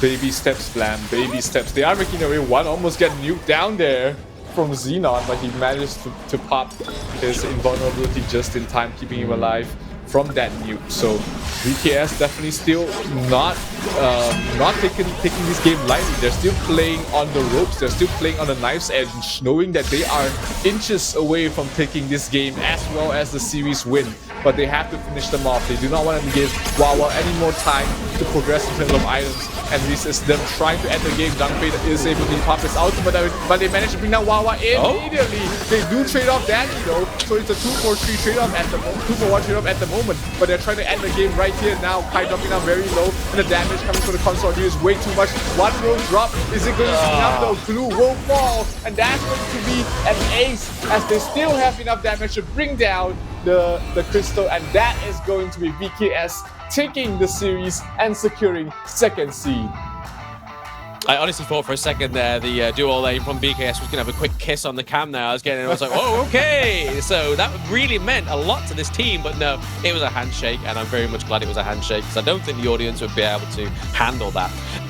But yeah, I mean, all they had to do, and we saw the poetry in motion. Masashi was running down the clash lane, and then you had to pay for some reason trying to force a push into the farm lane. So the macro activated a little bit too late for Stalwart Esports. They only ever did the macro, well, when it was towards the end of the game, which that's not when you macro. You macro when you are early game, when you have the opportunity to get that advantage from your enemy team.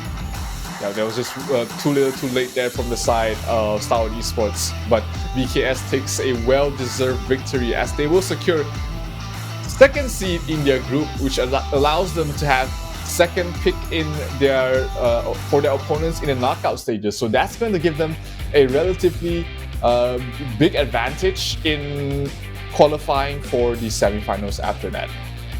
Absolutely. I believe that the MVP definitely goes over to win DRG, because not only did he finally get a win for Consort U, he did go 7-0 to 14k gold. He could also go over to Dani as well with a fantastic performance on the Masashi.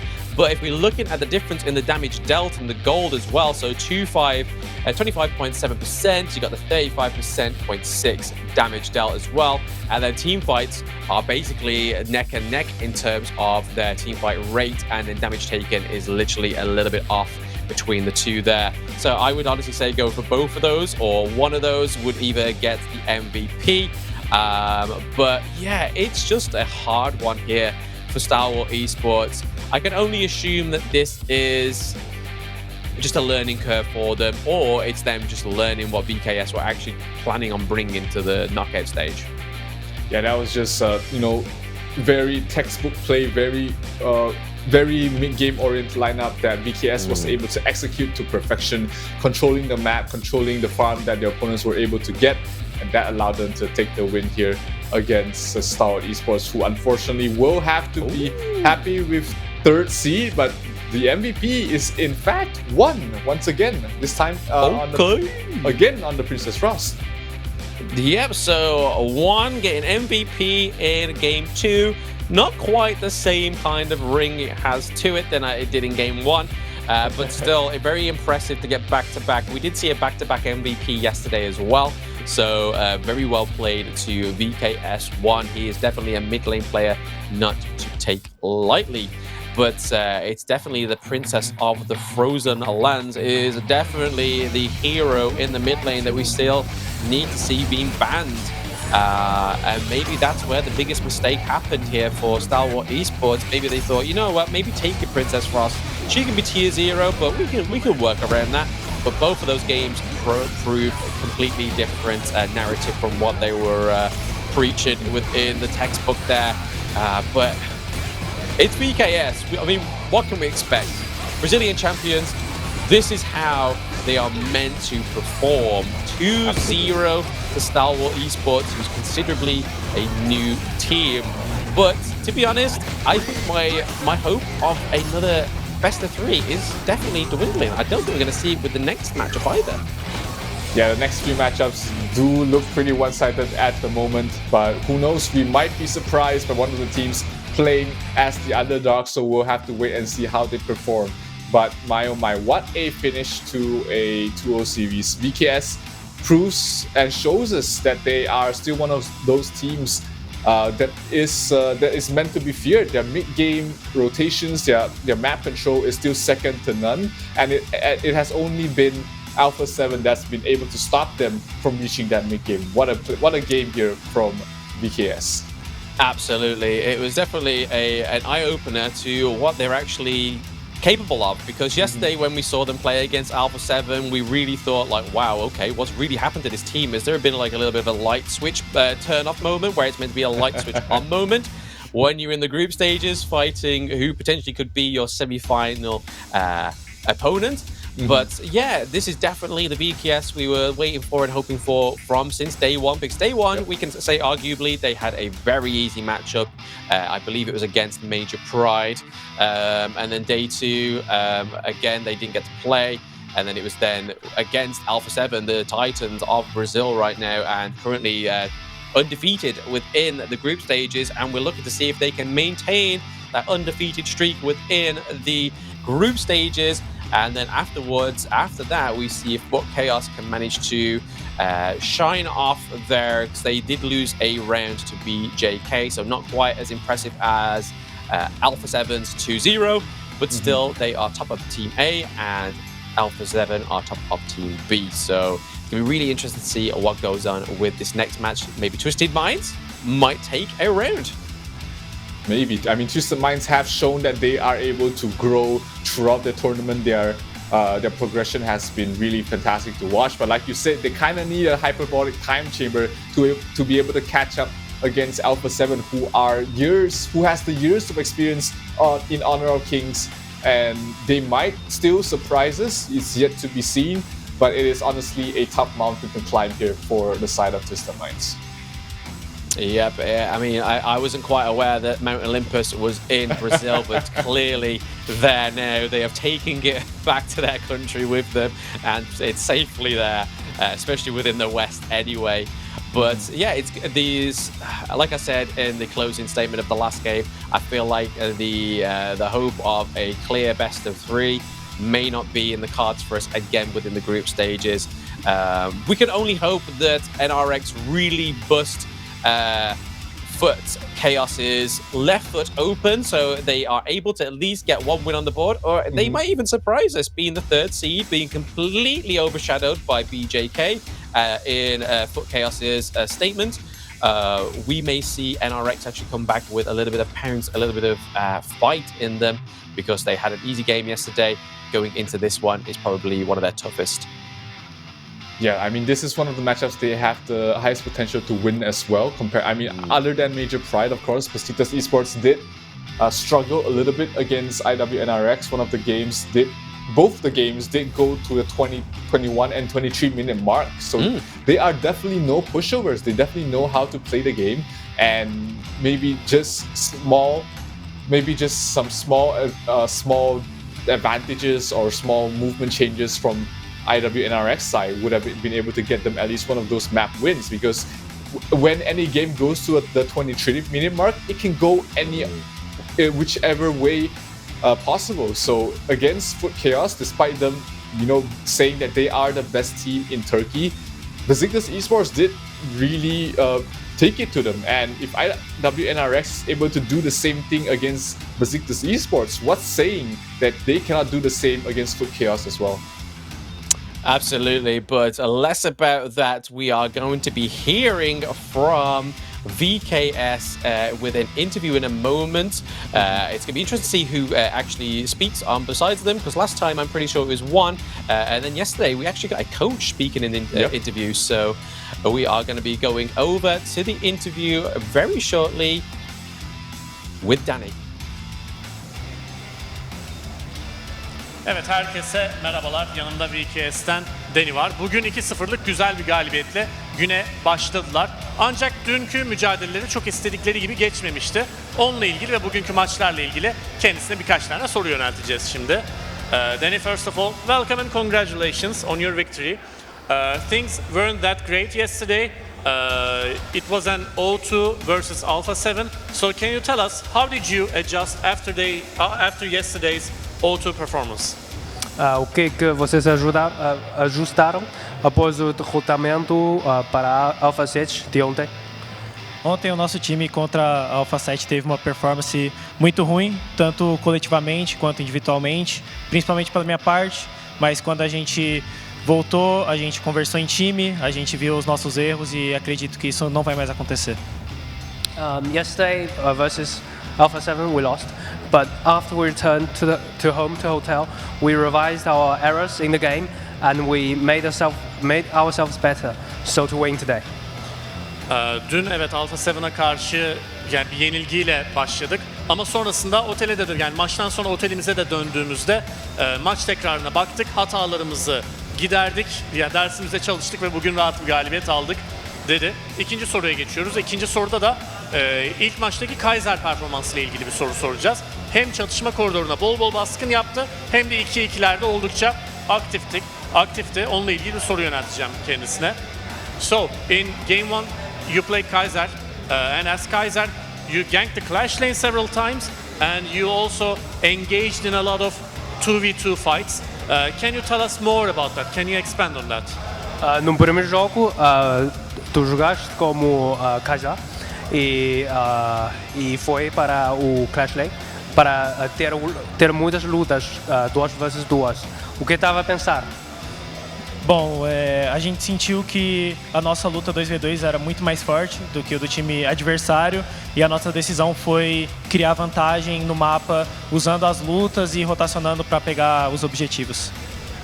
I think the ability of 2 versus 2 clashes of our team is better than the other team, so we did this to ensure our advantage to the enemy, so to win the game. Ya bizim 2-2'lerimiz zaten rakibin 2-2 performansından çok daha başarılıydı, çok daha kuvvetliydik, iyi hissediyorduk kendimizi. O yüzden maçı kazanabilmek için de bu 2-2 savaşlar üzerine yoğunlaştık. O zaman son sorumuza geçiyoruz. Bugünden sonra tabii ki artık gruplar bittiği için eleme maçları oynanacak ve takımlar rakiplerini seçmeye başlayacak. Onunla ilgili A grubundan hangi takımla eşleşmek isterler onu soracağım kendisine. So, which team from Group A do you think you would like to face against? Your team would like to face against in the playoffs?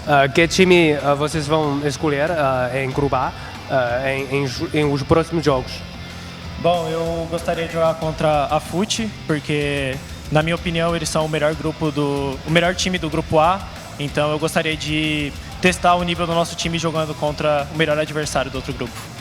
I think we will choose FUT. Because I think they are the strongest team in the group and they have the same capability as ours, so that we want to choose them as our enemy. A grubundan FUT KAOS'la karşılaşmak isterim dedi. Çünkü onların da yetenek seviyeleri, yapabilecekleri bizlerle aşağı yukarı aynı. Onlar da o grubun en kuvvetlisi ve biz de kendimizi en kuvvetli görüyoruz. O yüzden onlarla karşılaşmak isterim dedi. Thank you for this lovely interview and thank you for joining me on the stage. Best of luck in the future games and the rest of the tournament. Thank you. Thank you. Teşekkürlerimizi ilettiğimize göre sözü sunuculara paslayabiliriz. Görüşmek üzere.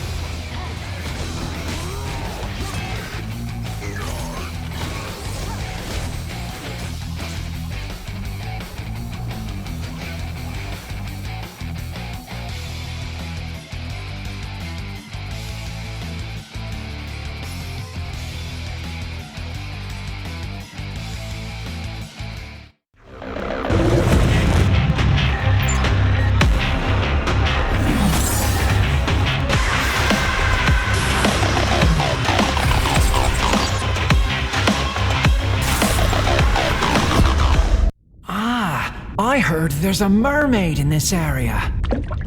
Out of 10 Navinians, 11 would tell you that they've heard the mermaid singing. I wouldn't mind hearing it too. La la la la.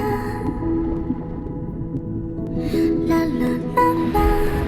La la la la la.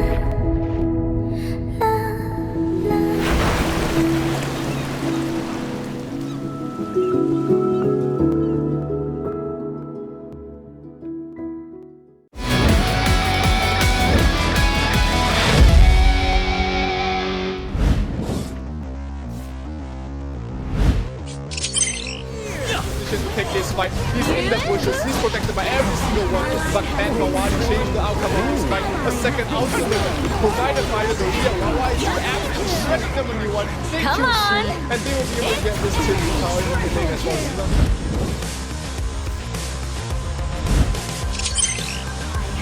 Still gets eliminated by the Dajan, and Wawa turns away. There is always only one truth. Then he goes down as well.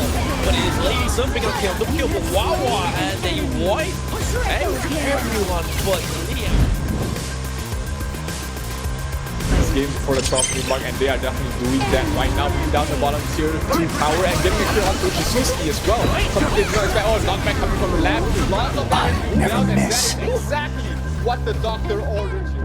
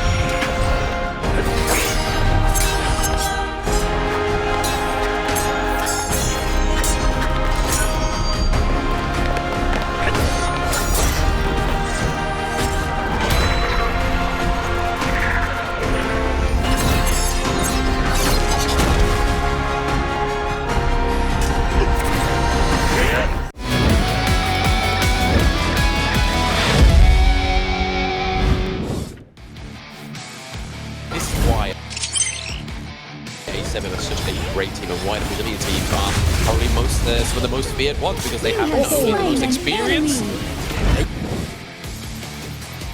but the sustains. Next target.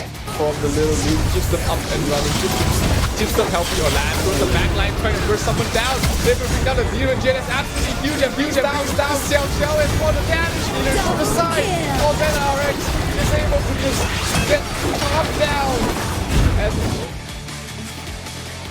And now the Vanguard coming through here with the Dragon as well, just to help them. But Chaos goes through Lamb, so it is in true Lamb fashion, doing lots of damage like the assassin that he is, getting it.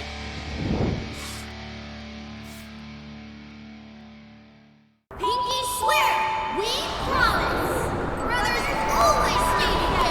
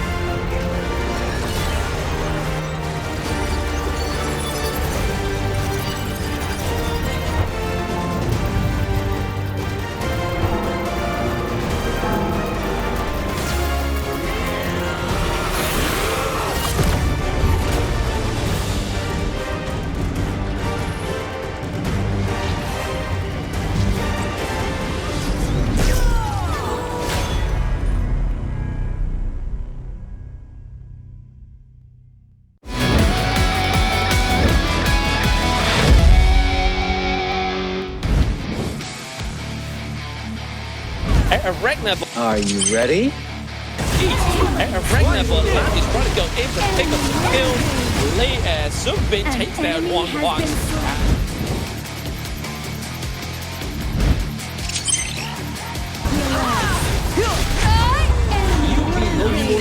He's still alive. Doing so much damage. Buggy going straight for the back line. An overwhelming victory. I'm sending all of you fools home. They stay far away from the mid lane. Like that is the amazing engage once again. Huge potential.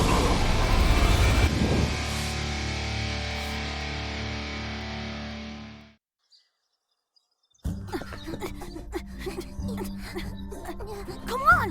Here's you, the crybaby. This is Xiao Yu. Pinky swear, we promise. Brothers always stay together.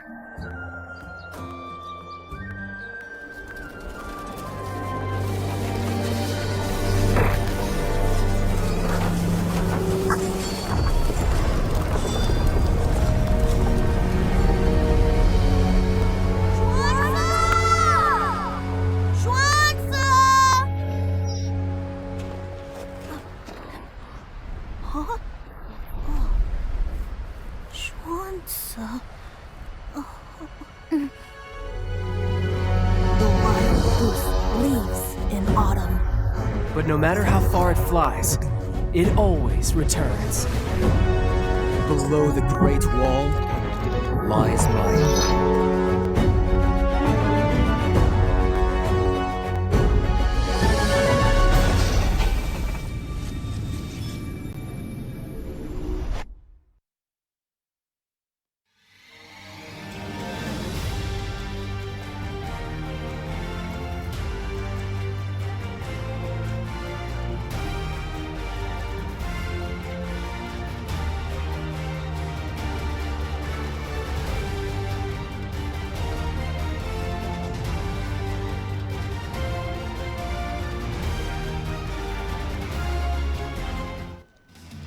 Welcome back, everybody, to day 4 of the group stages. And because it's day 4, it is the final of the group stages. So this is where teams are hoping to stay or get to as top as the group as they can.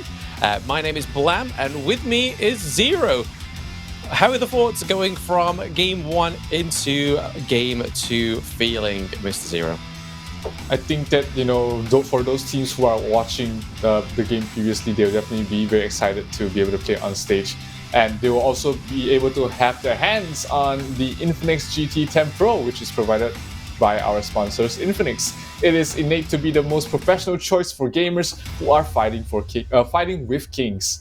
All sensory game engine and high refresh rate immerse you in the purest gaming experience, and they will be using this device. Both these teams that will be on the stage later on, Twisted Minds as well as Alpha 7, will be using this device to find out if Alpha 7 will be able to, they already secured their top placing in Group B, but will Twisted Minds be able to at least contest for the second seed? Absolutely, I couldn't have made that sponsor little pitch as smooth as you could with the hands-on comment. That was a little bit amazing. But yeah, as you say, with a Twisted Minds, versus Alpha 7 up next, is definitely going to see if Alpha 7 can stay upon the leaderboard of Team Group B. But here we go. Here's looking at the teams here for Twisted Minds. We have VN as the support, Jin as the farm, we have Seven Agar as the mid, we have Falcon in the jungle, and then Bawadi in the Clash lane with their coach, Twisted Mind Orange, who is obviously a KPL player, if I'm correct in saying. It was previously KPL player. Yep, and he definitely has been able to at least provide the team with a little more insight on how to play at a high level. But their opponents, they definitely are playing at a high level right now. That is Alpha 7 from Brazil. We've got Muster, Benignus, Suits, Almine, and Selena with their coach Petala, and they are on an absolute tear right now, being able to take the win against Vivo Keystar 2-0. They've been able to take the win against Stalwart Esports 2-0, and sure, they have sweat in the previous few games, but they are definitely looking very dominant and looking like the team to beat.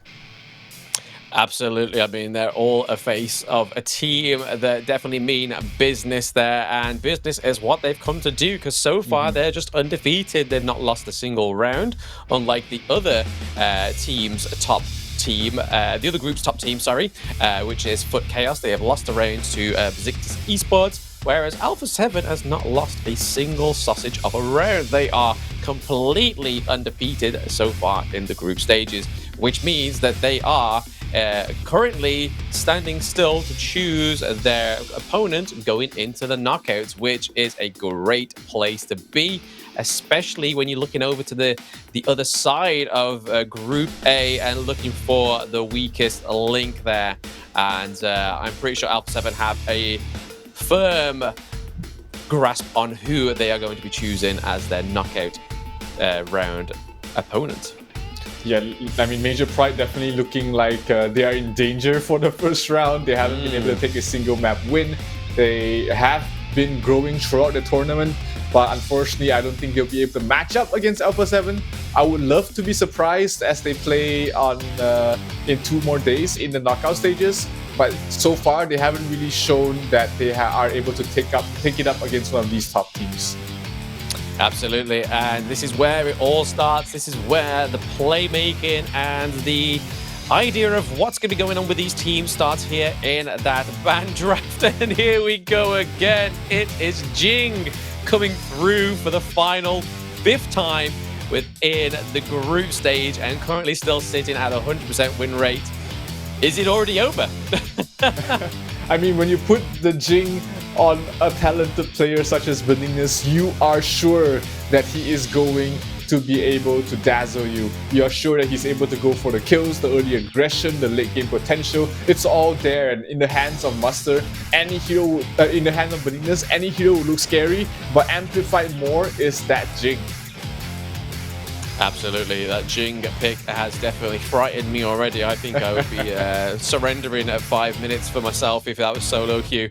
But yes, we're seeing the Kaiser and the Princess Frost ban come through, where we saw Princess Frost actually come out of her chilly cave to play in the last match, and one was predominantly the main function of the win, because VKS got MVP in both games playing that hero. And then over the other side, Twisted Minds have banned out Dao-chan. Poor hero of the Chao. Not getting any action within 21 games with a 100% ban rate. And then Dolia followed up by the Consort U. Interesting to see the Consort U ban. Not really a marksman that you see focused in terms of the bans early on, just because, you know, there's just so many other marksmen that you can go for.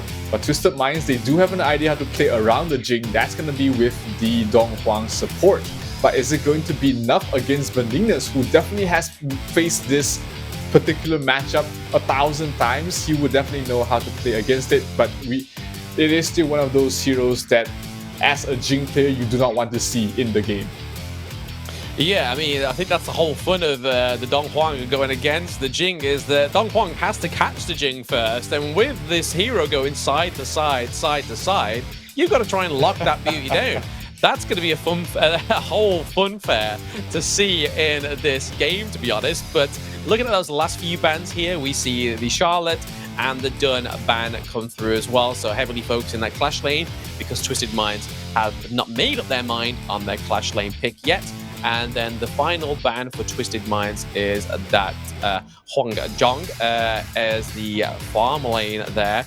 But Almighty already picking up the Arlie, another hero that's 100% win rate. And are we going to see that still translate through in game number 1? If so, it's going to be massive. And another massive pick is the Muzi.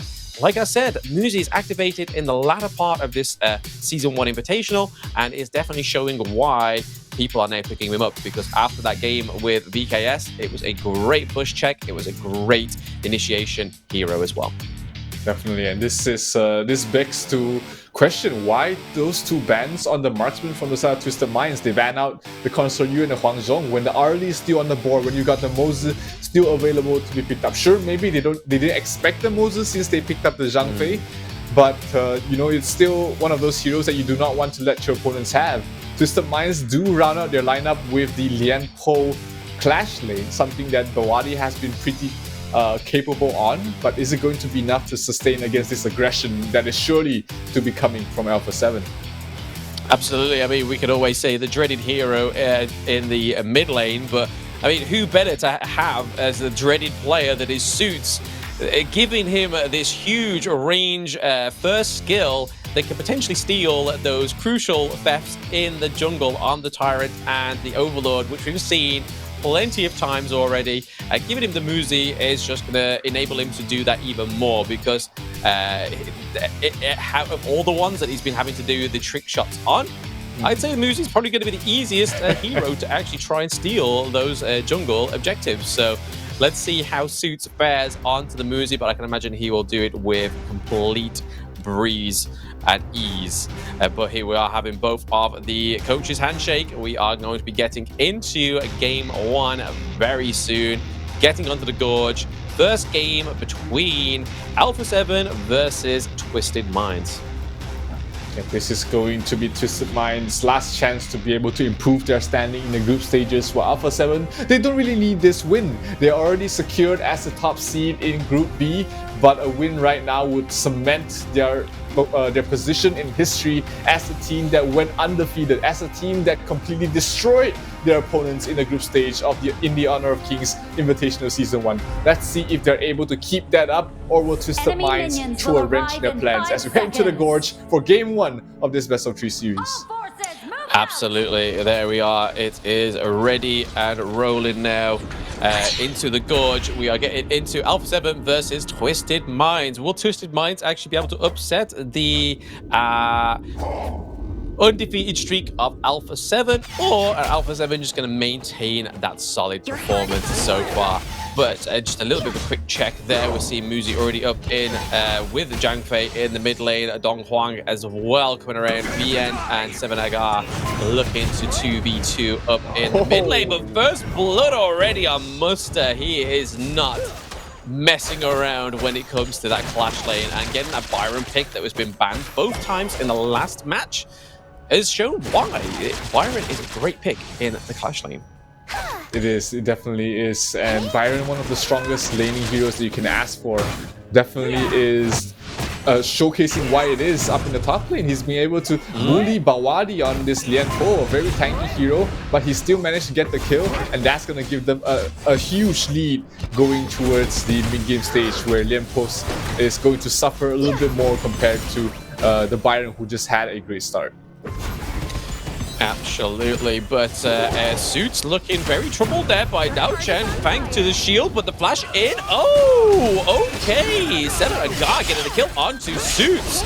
Jin going in onto Falcon. Falcon is in the Lion's Den within the river there, and they do get a 1-1 trade in that whole interaction. But fair play to 7Agar. Taking down Suits there. Suits get a little bit too close to comfort, especially on a pick like the Chao, who can do so much damage, and on an early 1v1 that is not going to be influenced by any of your teammates. It's definitely going to go in the favor of the Chao because of Dao Chan, sorry, because of the ridiculous damage there. Yeah, and that is the strength of the Diao Chan. Even though she's not level 4 yet, she's just gonna get stronger after that. Muster has been able to steal the, get both the golem buffs from Falcon, who did fall, but he's taking a lot of damage here. He might fall here, not level 4 yet, on towards VN, so he's not able to lock him down. And Muster might be able to survive with his life, barely able to survive the damage coming from VN, but he will live to see another day. Yeah, the GPS route for Muster there was clearly on the road to life, because fortunate enough for him, he did have the heal under the turret there, just about saving him from that splash damage of the Don Huang. But it's all about saving graces within this game, because it looks like Alpha 7 are just having a little bit too much fun, a little bit too much underestimating. But when you're a team that is currently undefeated, I feel like that is a given right now. But like we're saying, Muster, Benignus looking to bully Falcon once again, looking to steal those buffs from the enemy jungle, freezing and absolutely bullying. And this is the problem here with A7, is that their players are so confident, especially with Muster. I feel like Muster is a very overlooked player. When we talk a lot about A7, we talk about Suits, Benignus, and Amwani as well. But Muster also got MVP yesterday, and he is a fantastic clash lane player with great macro as well. Absolutely, and bottom lane has just been constantly being pressured here by Suits on that Mozu. We talked about how annoying it can be when he's just throwing stuns over and over again. And Twisted Minds, they haven't really been positioning themselves in a way that they're avoiding those stuns. Look at that, another connection on towards Jin, and he's just been taking damage. And these tiny bits of damage do stack up. They do whittle you down, and they stop you from taking the fights that will be surely coming at the moment, because the Overlord as well as the Tyrant will be spawning right now. Yeah, they definitely decrease your maximum opportunity within these team fights. 7Agar almost getting caught out there, but VN recalling in the bush, very close for comfort there. We almost got hit by the Muzi AoE of that first ability. That would have been a great way to cancel the recall that you weren't even privy of. That was, it would have been a great little touch for A7. Didn't quite happen, but we do see that Twisted Minds actually managed to pick up a jungle objective from the Brazilian Titans here, but I feel like it's because they are playing a little bit more unorthodox within this game because they're having a little bit of fun, it seems. It's definitely not the suited and booted A7 we used to see, especially when they just played against VKS. This is definitely more of a let's have a bit of fun, but let's have some destructive fun because they're currently up 4-2. Omani goes down though. It is currently a 2-1 trade so far. Dao Chan looking to try and get the kill on the suits, but here comes Magnus with the Jing.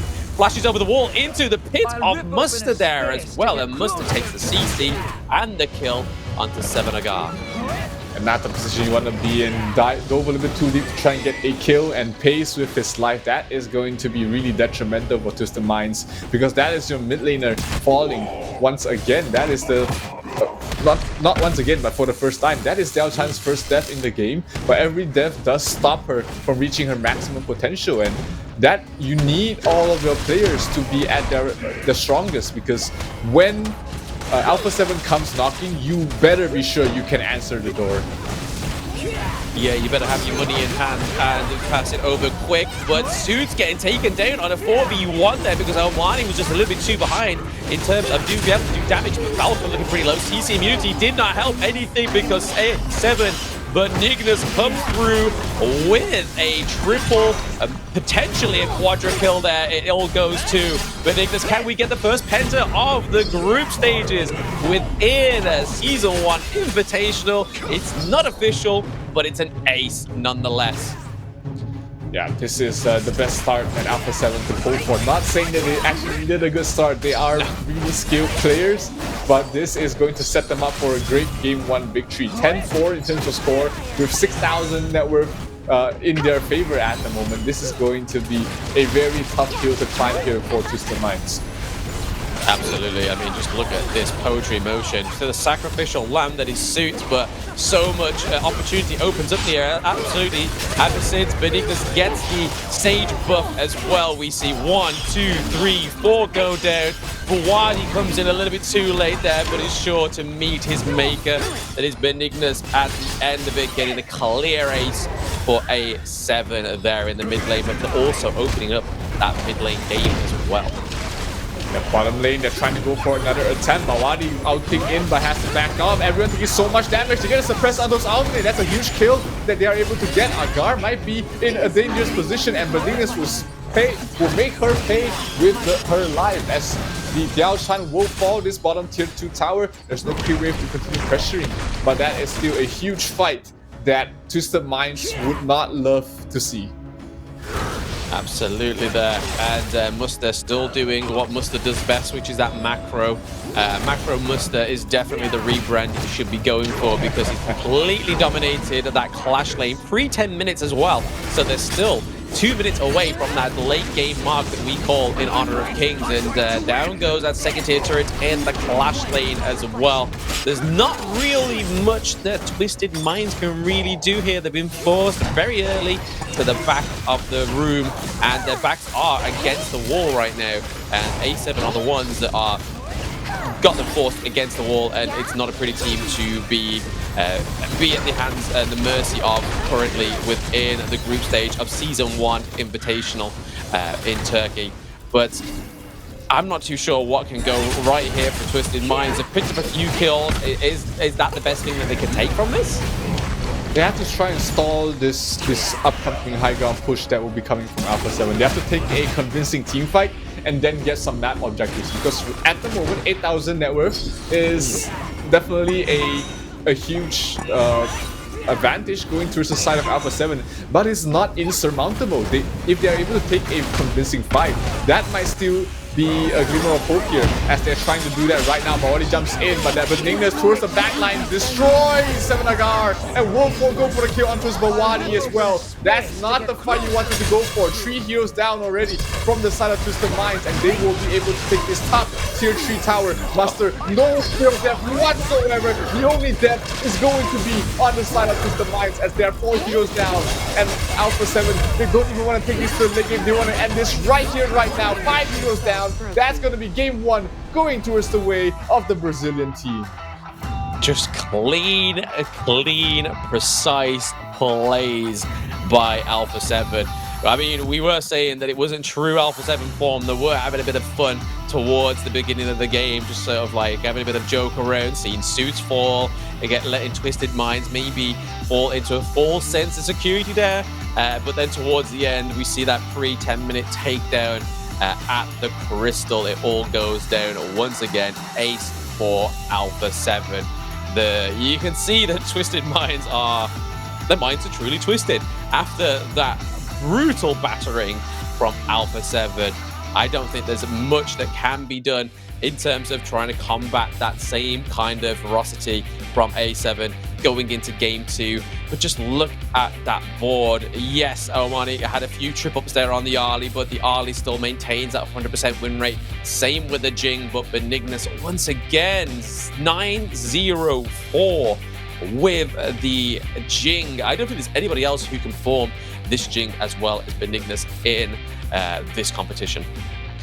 Yeah, you definitely have to ban out this Jing against a team with the caliber of Alpha 7, especially with a player like Benignus controlling it. You are definitely going to see the best Jing in this tournament. And again, when you're playing against Alpha 7, there's just way too many of these advantages. The players that they have on the side of Alpha 7, they can play any hero and perform it to the maximum that potential that the hero can do. So Twisted Minds, they have to stop being complacent in this bans. Try to take out the best possible heroes that Alpha 7 can play, and then from the remaining pool be able to work out a strategy that will give you the highest chance of taking a game. Absolutely. I mean, this Dong Huang pick was clearly like you've picked Jing, we picked Dong Huang. But I don't think I actually even saw a moment within that match where it was like, oh my god, a suppression onto Jing. It was just like, was there even a suppression that took place from Dong Huang in that whole match there? It was just not to be feared, not to be seen. Not a single tower was taken down on the side of Alpha 7, and that really shows the Musters macro. But getting the MVP, I would have just given this straight over to Benignus anyway, because he got it twice in a row yesterday, and especially when he's on the Mirror Blade, that is Jing. 9-0-4, absolutely destroying the backlines and everybody else from the side of Twisted Minds. This is why you have to take away these heroes from the hands of Benignus, but it is just way too hard to be able to cover all of that with just 4 bans, as well as this not being a global ban pick format. The players will be able to pick up whatever hero they want eventually, and this will be a problem for Alpha 7, who doesn't have that wide of a hero pool. That is going to be a hurdle they have to overcome in order to progress further in this tournament. Again, it's not one of those things you can really rush. It's trying to broaden a team's hero pool. It's something you perfect within like your scrims, and then you bring it to the stage. If it doesn't work, you then go back to the drawing board with your coach and see what went wrong. But there's nothing going wrong here with this Jing pick on Benignus, getting a unofficial Penta, getting the official ace on game 1 already. I'm still waiting for that Penta kill to pop up, and I think the game 2 potentially has the grasp of the first Pentakill within Season 1 Invitational. Yeah, this is looking like an Alpha 7 show at the moment. You know, this is not the end for Twisted Minds yet, of course. This is just part of the group stages. They still have the knockout stages to play, but when Alpha 7 is looking so scary, even if you're not facing them in the first round, you know that you'll eventually face them in the latter stages of the tournament. So if you're watching this at home, if you're watching this from wherever the teams are watching, they're definitely watching to learn what they can learn from Alpha 7. And when you watch a performance like that, you have to be shaking your boots and praying that you're not picked as their first opponent. Absolutely, you're going to have all the teams just pushing each other to the front of the line. No. You can take Alpha 7. We've had one match with them already within the last 24 hours. You take them. It's absolutely fine. Don't worry about it. That's our gift to you. But yeah, as you were saying, correctly so, no one wants to go over to Alpha 7 because nobody wants to get knocked out in the knockout stage, which is going to be the next part of this tournament, which takes place starting from the 7th of March. Tomorrow we do have a day off from broadcast to just recuperate, gather all our intel from the group stages and have a bigger, better knockout stage going through. But the knockout stage will be taking place between 7th and the 9th of March. It is a single round elimination of a best of 5, so we will be getting to see more than 2 matches at a time, 2 games at a time, sorry. There will be at least a 3-0s within those as well, so a little bit of back and forth to be had, a little bit more tactics to be discussed within the teams as well. So I'm really looking forward to that next part of the tournament, which is the knockout stage. We still have another game after this one as well for today, so plenty still in store for you before we have our little 24 hours siesta. Absolutely, this is not the end of the Honor of Kings Season 1 Invitational yet. You've just seen just a glimpse of what all of these teams have to offer. You've just seen how Alpha 7 is, why they are one of the most feared teams in the entire tournament. And Twisted Minds, another victim to put in their little ledger. So let's see if Twisted Minds is able to recoup. Let's see if Orange, their coach, is able to come up with something that's able to give them a much better fight against these Brazilian superstars. But they still have one more chance. It's not the group stages, it's not the knockout stages yet. It is still the group stages, it's still a best of 3. They're currently backs against the wall 1-0. But you know what they say about the scariest beasts is the ones that are cornered with nothing to lose. That's it. You don't prod a bear with a stick, and I'm not too sure which one is the bear right now and which one's a stick between Twisted Minds in that hypothetical. But yeah, it's going to be really interesting to see if the Twisted Minds have anything else that they can do, if Coach Orange has any words of wisdom. I know that they will lock down the Jing just after this short break, though. So game number 2 starting after this break.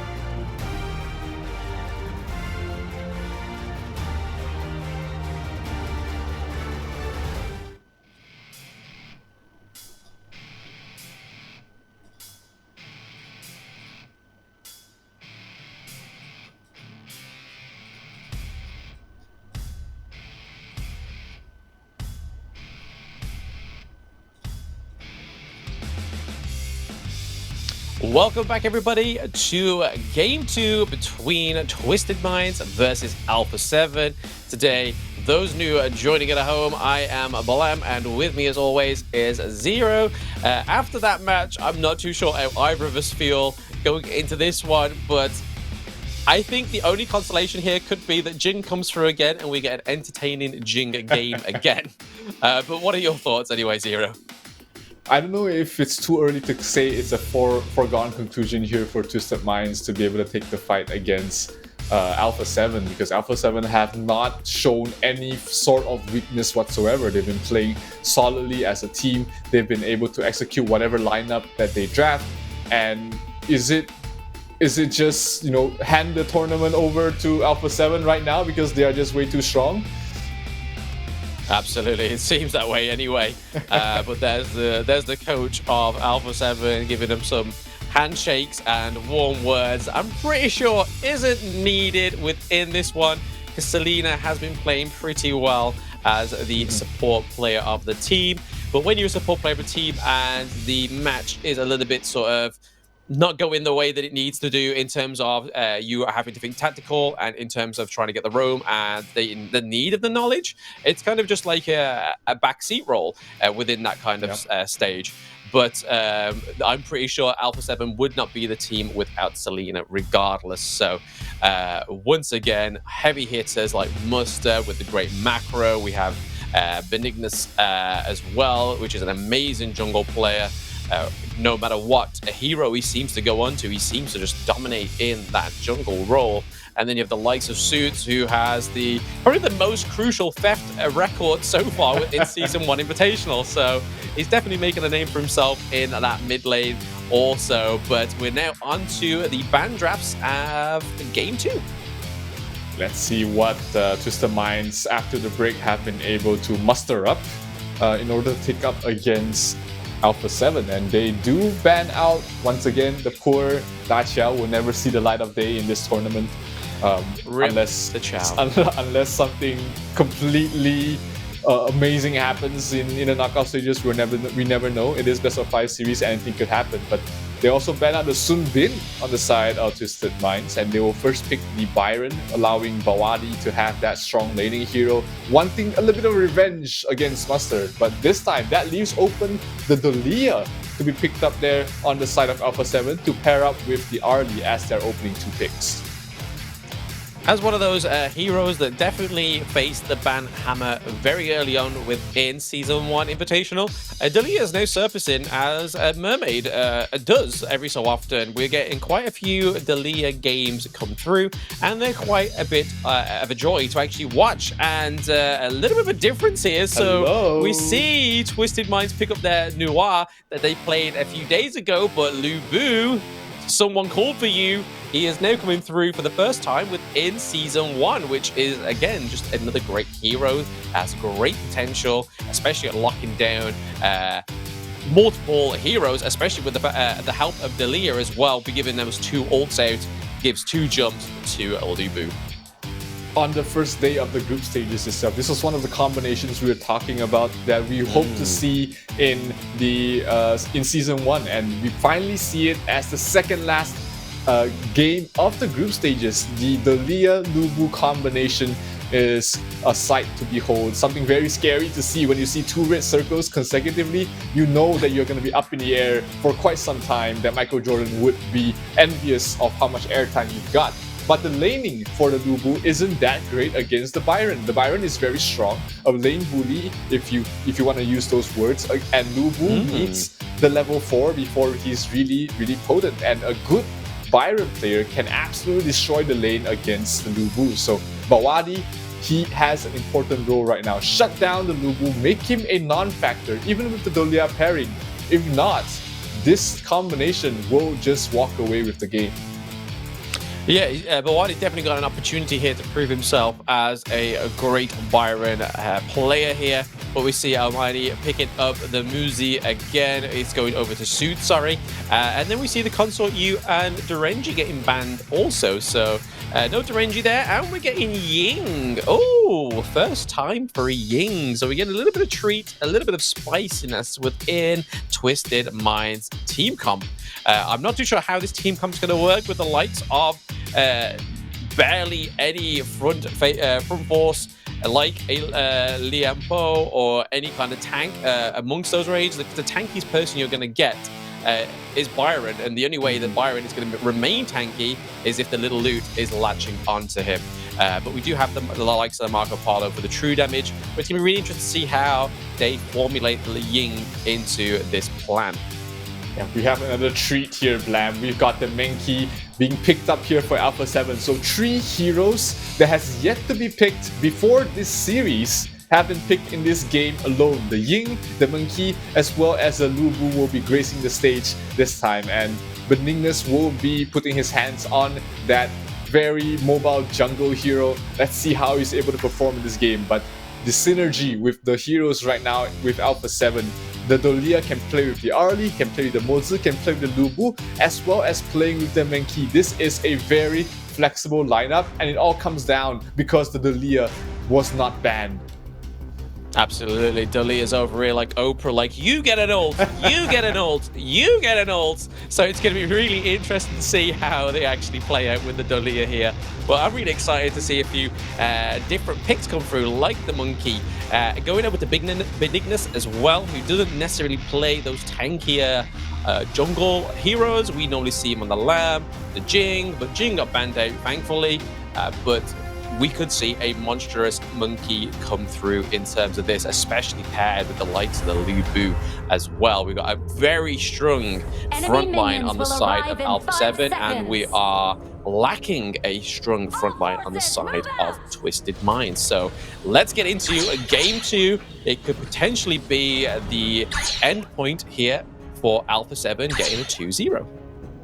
Yeah, this draft looking really aggressive, really special here from the side of Alpha 7. Let's see how they perform on it with the Dalia, played by Selena in the mid lane, helping out Suits clear the wave, and they are going to be able to clear it faster than the Nuwa, which is something we don't see every day. The Nuwa has a lot of area effects too, and this is the top lane we're talking about.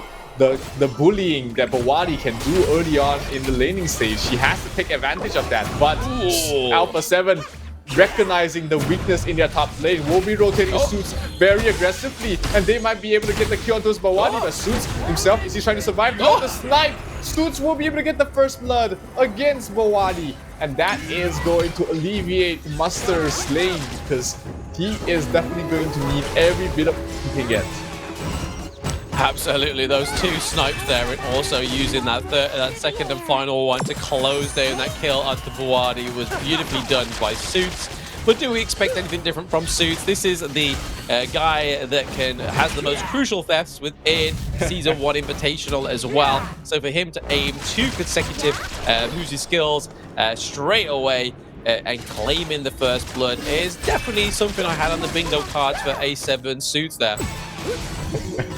Definitely, if you're playing bingo with Alpha 7 members, you're going to fill up really quickly. Bawadi still trying his best, but level 4 already on towards Muster. They might try and look back, but Ying is going to be rotating in, trying to get a kill here. And with the aggression early on, nice ultimate coming from Muster, trying to escape that, and he should be able to walk away from that after being able to avoid the ultimate from Falcon, and Falcon will pay with his life as Menki will rotate in. That is such a fast rotation coming from that very annoying jungle hero. Yeah, I mean, just look at the aesthetic of Monkey. It seems like such a fun hero, but to be on the receiving side of such a fun-looking hero and at a destructive end as well, you kind of just like, oh man, seriously? Are you doing this to me as well? Muzi rotating around here down to collapse the farm lane, also looking to potentially try and claim one of these side lane turrets, trying to mark up and find out their first turret victim here, because we know that Twisted Mind's going to hold on to that mid lane turret. They're not going to give that up, but one of these side turrets, thanks to Alpha 7's amazing macro, may be the first victim. But with this flying Monkey going around in a bubble, it's kind of hard to pay attention to what is actually going on other than pretty sparkles. He's one of those heroes that, you know, when you see him rolling towards you, you're like, oh, should I give him a hug? But when he runs into you with the rest of the teammates, you're like, did you really just do that to me? Bottom lane. Was it worth it? Was it worth the hug? Probably not. Probably not. My whole team's probably raging at me right now. But at least I got a hug of death from Monkey there.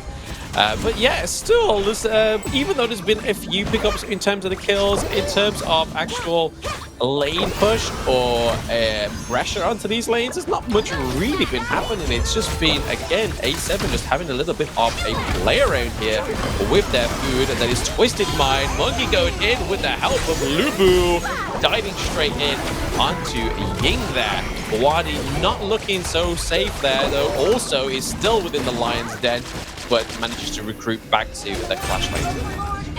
Second ultimate was used there by Lubu, courtesy of the Dolia, but top lane Bawali in trouble once again. 3 heroes being chasing Monkey, definitely will try and dive in. Master almost getting the kill, one more hit, should be able to get it, and he will be able to get the kill on towards Bawali. That will be the top tier 1 tower in danger.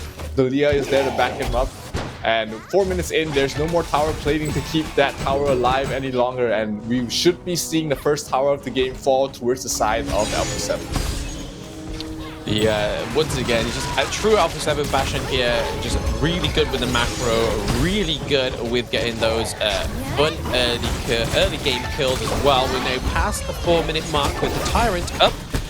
We did see a huge urgency from Alpha 7 in the first game to pick up either of these jungle objectives, but the way they're currently playing, it seems exactly the same way as well.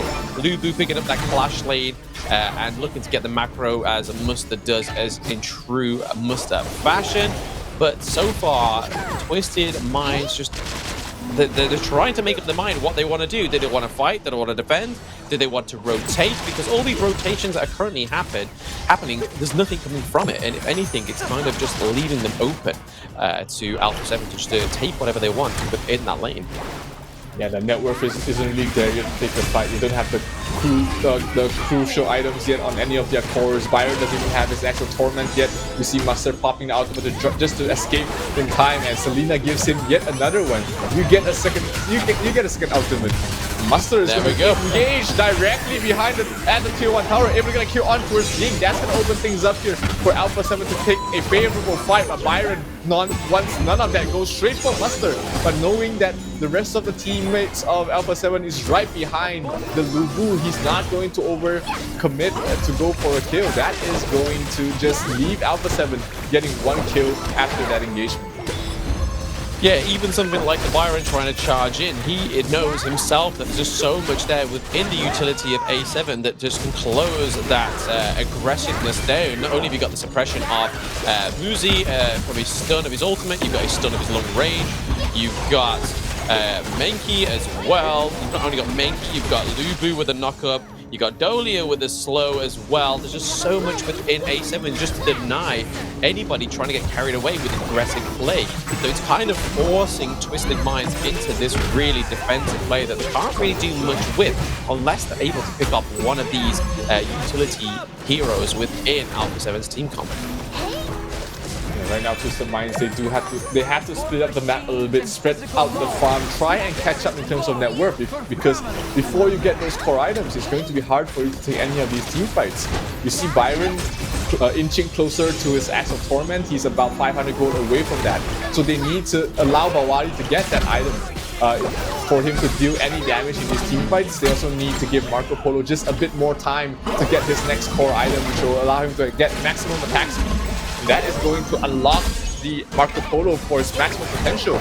But Alpha 7 does not want to allow them to get any sort of timing, because they are going straight for the tier 2 tower towards the mid lane, already dealt half of the hit points away from the tier 2 tower. And this is just choking Twisted Minds right now. They are forced to play as a 3-man or 4-man, and that is going to really cause issues with their item progression. Absolutely. I mean, thanks to Dolia, I mean, Alpha 7 have the motion of the ocean on their side, and it's clearly showing in the tempo of this team as well, that they're just always macro, micro-centric, and just being able to play open, the playmaking of suits with these long-range stuns of the burst ability, this domination of the mid lane as well, really opens up a lot of potential and a huge opportunity to end the game much earlier than the last. And there we go, Ying goes down once again by the Lubu. Marco Polo trying to do any damage onto anybody, just a consolation prize right now. Mustard looking pretty low, but it's not going to be enough to deter the team from the crystal. Are they going to take it with no minions? 1 minion takedown at the crystal, and it finished earlier than the last game. Alpha 7 really was just sort of like, I'm done playing with my food now. Just give me my win. And then that's what they did. They dominated the mid lane. They pushed the clash lane. Game over. 8 minutes and 23 seconds was all it took for Alpha 7 to win this series, to win this game. And they did it with style, with a couple of heroes that we've yet to see in the entire group stage being picked up in this game alone. they are definitely showcasing their versatility in terms of hero pool as well as their skill, because when you play these heroes, you're not expecting to win the game in 8 minutes, you're expecting to have a little bit of fun, but Twisted Minds was just no match against the Brazilian powerhouse, and they will take top seed in Group B. Yeah, I don't think we expected it to go any other way but that. But even though Muster is an absolute bruiser in the Clash lane, he's clearly a sweetheart as well, constantly gesturing to his partner at home with her name on his fist and then doing the love hearts as well to the camera. So clearly he's a bit of a... he's a bruiser when he needs to be, but he's also a lover. He's a lover and a fighter at the same time, and maybe that's what they need for the macro winning on the side of these other teams as well, because it's clearly working for Alpha 7. They have a lot going for this team going into the knockout rounds. Yeah, definitely the team to look out for. Definitely looking like the favorites to win it all, unless the likes of FUT KAOS or the likes of Vivo Keystars is able to say anything about it. But so far throughout the group stages, Alpha 7 has just shown nothing but perfect execution in their mid and late game. This is something that every other team has. Absolutely, and just looking at the scores, it's kind of, even though it was such an easy game for Alpha 7, it's that easy, it's hard to pass over the MVP to anybody, because there was no real moment that was like, oh, that is MVP deserving. So it could literally go to everyone. It could go to Benignus again, which gives him 4 MVPs in a row. Whether the producers want to do that and give him that ego boost is something yet to be seen. We're just looking at the damage taken by the likes of the Lubu there. So 28.8% team fight rate there, 86. I think we're going to be seeing it go over to Muster just by those. I mean, the only thing that really peaks it and everything else is the damage dealt by Omani, but also the gold taken by Omani as well. So we'll see who the MVP is going to be. But once again, 7 turrets to none. Twisted Minds got nothing achieved in that match. Yeah, this has just been a dismantling on all lanes, the rotations, the speed, knowing that Byron is gonna be a lane bully, and stopping that before it even happened was a really crucial here for Alpha 7, because you are, like you said early in the game, Twisted Minds doesn't have any sort of formidable frontline except for the Byron, and Muster along with Menki was able to shut him down in the lane, completely stopping whatever chance that Twisted Minds had to play for this game. And with that, Muster MVP 3-0-3, definitely well-deserving of the MVP, but it could have gone to anybody else, and we really didn't have anything to say about it. Literally, I mean, it was all very well played. It was just watching a well-oiled machine just have their way with the enemy team. It's just with the picks as well. So like we say, the Dolia come through as well. The Dolia, sorry, came through. So giving up those second ultimates to all these other heroes was a big pick. But to really roster this team or roster these heroes together for this kind of match was just them kind of, I feel like it's just A7 just trying something different. It was like, you know what, we're not going to go for those meta picks. Jin got banned. Let's try bringing out the Monkey. Let's bring out the Mermaid, and let's bring out the Lubu, and it worked very well. Yeah, definitely want to have a little bit of fun. They don't want to showcase their main strategies when this match doesn't really mean anything for them. So I wouldn't fault them for trying to hide their strategies while also having some fun as well. So definitely we see Alpha 7, why they are the top of Group A is for a reason, and that is because they are absolute monsters in this tournament. Absolutely, but it does unfortunately bring Twisted Minds down to a 0-3 as well. So they've had their fair share of fights. They had to fight VKS on their first day, which is arguably one of the hardest debuts. And I feel like they played better in their first ever game of the Season 1 Invitational. And then after that, it kind of just fell apart because they went against Stalwart Esports. Stalwart Esports made it very easy, and that's why we were convinced that Stalwart Esports had a little bit more of an inning going playing against Stalwart VKS on day 4. But then we saw that VKS proved us wrong on that one as well. So Twisted Minds not having the easiest run, but unfortunately there's always going to be those teams that have some really difficult matchups, and unfortunately it was against 2 Brazilian bruisers and Stalwart Esports that still managed to take a 2-0 from them. So they're now sitting at 0-3 at the bottom of Group B. Yeah, that's just the nature of the beast here. When you play in a tournament with this many stacked teams, you just have to do your best and try and prepare for every single opponent you can face. You can't really blame it on anyone, but not even yourself, because sometimes your opponents are just way too tough to beat. Alpha 7 showing that they are the toughest to beat in this tournament. But next up, we've got another very important match that will decide the fate of Group A. That is going to be FUT KAOS going up against IW NRX. Absolutely, because it's either going to put NRX above BJK or it's going to put FUT Esports below BJK. So it's going to be really interesting to see what is going to be the results of that one. Are we going to get a clean 2-0 again? Or are the Turkish region going to do the only thing that Turkey region knows how to do, is go a full best of 3? I mean, they clearly need to show these other teams and other regions how to do that, because we want the full best of 3s. We don't want these 2-0 stomps that are ending at 8 minutes, 9 minutes. It just shortens our day. It shortens the hype of what can be done in Honor of Kings, the amount of mechanics, the picks that can go through, the strategy. It's just all there in this beautiful game.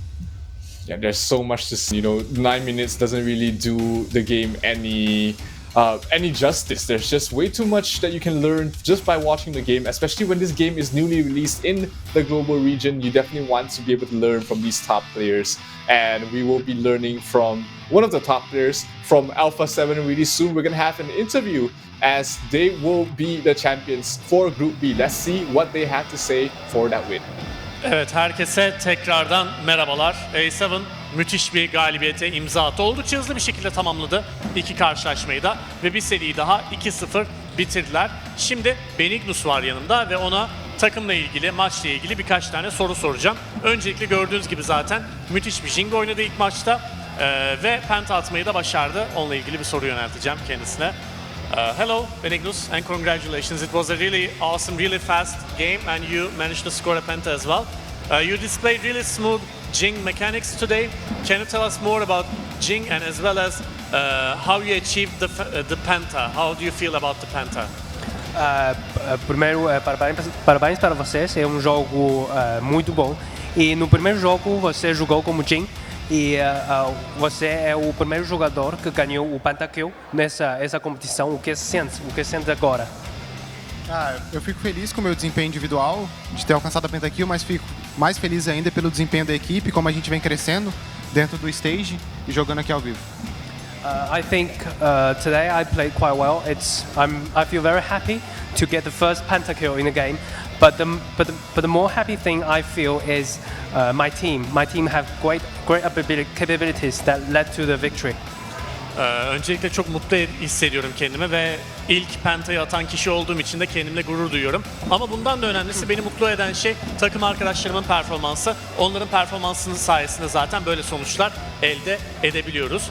İkinci sorumuz agresif oyun tarzı ile ilgili. Hep bu şekilde iki maçta da oynadığı gibi agresif mi oynuyor, yoksa başka oyun tarzları da var mı? Genel oyun tarzı bu şekilde mi? Onu soracağım kendisine. You displayed a really aggressive play style in both of the games in this series. Is this your usual play style, or are you like a different type of player? O estilo de sua equipe é muito agressivo e esse é o estilo normal para vocês? Eu acho que o nosso time tem um pouco de agressividade, sim. E eu acho que é nosso principal estilo ser agressivo, só que a gente também é muito disciplinado. Acho que a questão do estilo, sim, mas a questão de ser disciplinado é mais ainda. They think they usually play the game aggressively, and I think that's the way they do it. That's the way they do play the game. Ya genel olarak zaten agresifiz ve oyunu da bu tarz oynamayı seviyoruz. Agresif oyuncular, agresif bir takımız dedi ve son soruya da geçiyoruz. 3-0'a ulaşan ilk takım oldu A7.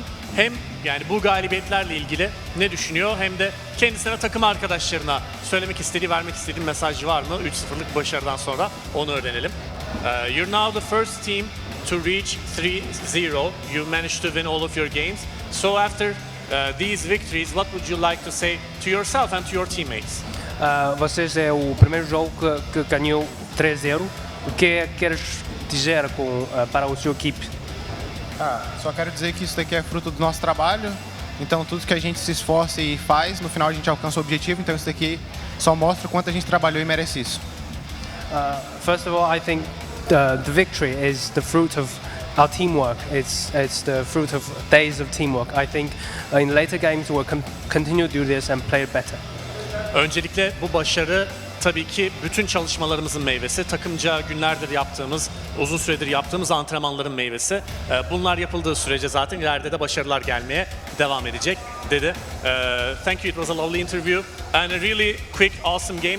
Congratulations and best of luck in the rest of the tournament. Thank you. Teşekkürlerimizi de ilettik Benignos'a ve sözü de tekrardan sunuculara paslıyoruz. Görüşmek üzere.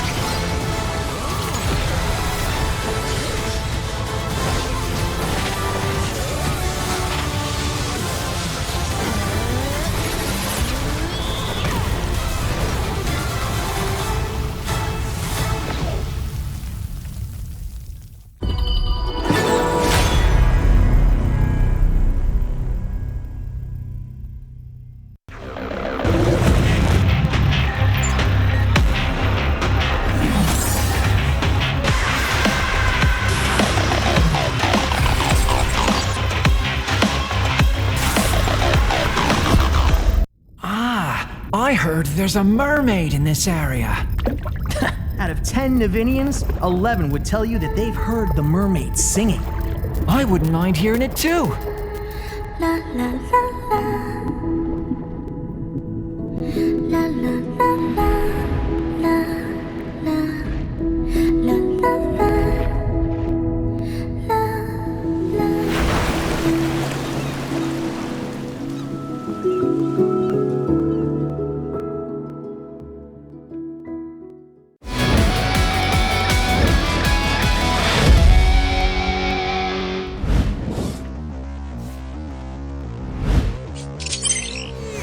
To take this fight. He's in the bush approaches. He's protected by every single one, but can Mawani change the outcome of this fight? A second outcome provided by the real Mawani is absolutely shredding them a new one. They Come choose on. two, and they will be able to get this tier 2 power in the lane as well.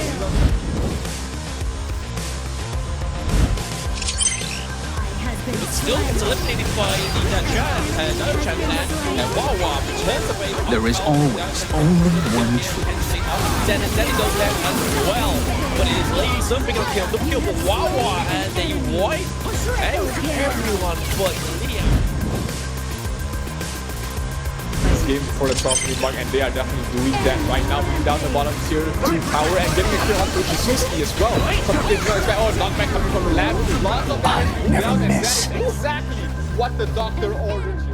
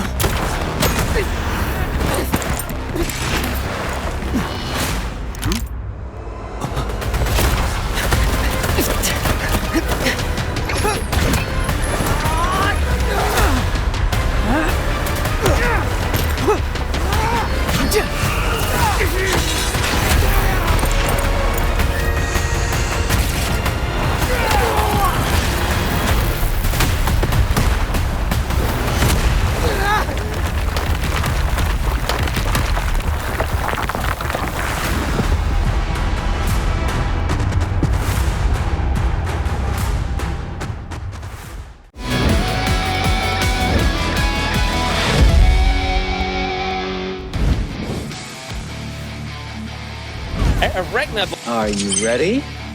Ragnar Land is trying to go in to pick up the kill. Lee Subbit takes down one.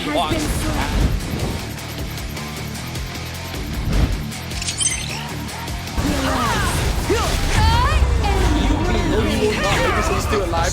Doing so much damage. Buggy going straight for the back line. An overwhelming victory. I'm sending all of you fools home. They stay far away from the mid lane by Raven. That is the amazing engage once again. Huge potential.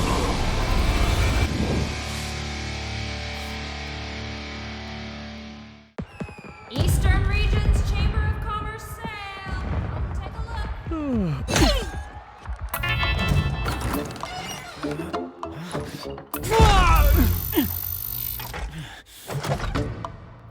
This one. Or this one. No!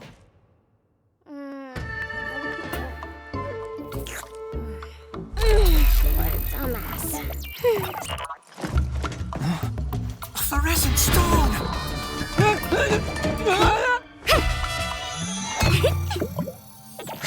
You're no good at this. I've been noticed! Time to fight! Hey! What are you doing? It's just you and me!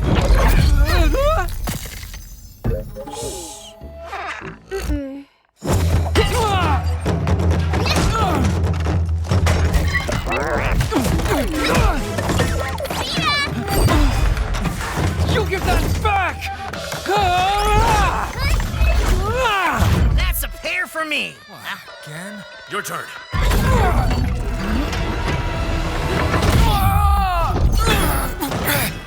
Come back and fight!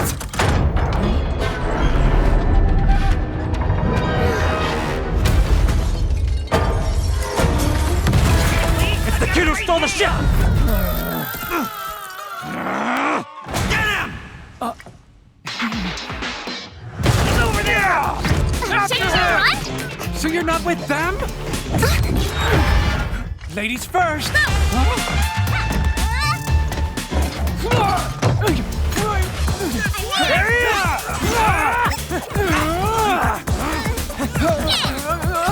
Hey, wait up!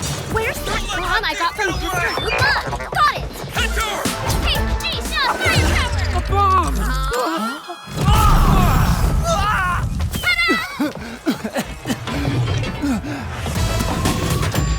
Get them! Leave them to me!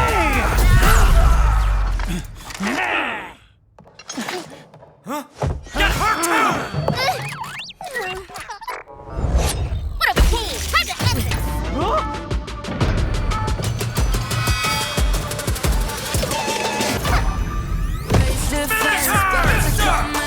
My senses can feel the suspense. Don't be tense, get out the fence. Strike them down with my body sequence. Let me just take a glance out of all of their tricks. Am I put me to the test? But I got finesse, and I feel the opposition. But it won't be for long. Let the story be written. We will riddle the wrongs. How did it get me so feeling better like this? My fate is hanging in the balance of the wind. Trouble's always knocking at my door like a songwriter. And that voice stronger.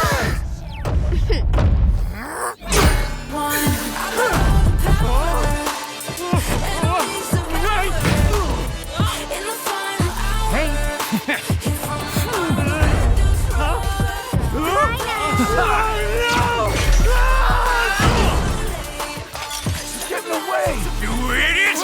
Get them! Yes, sir. Nice.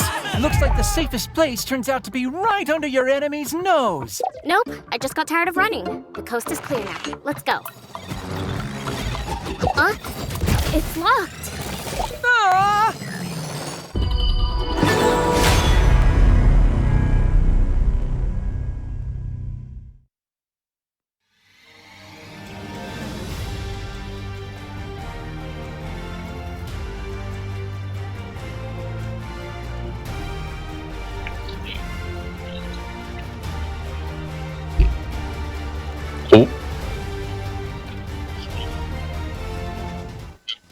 Welcome back, everybody, to the last match of the day of the group stages.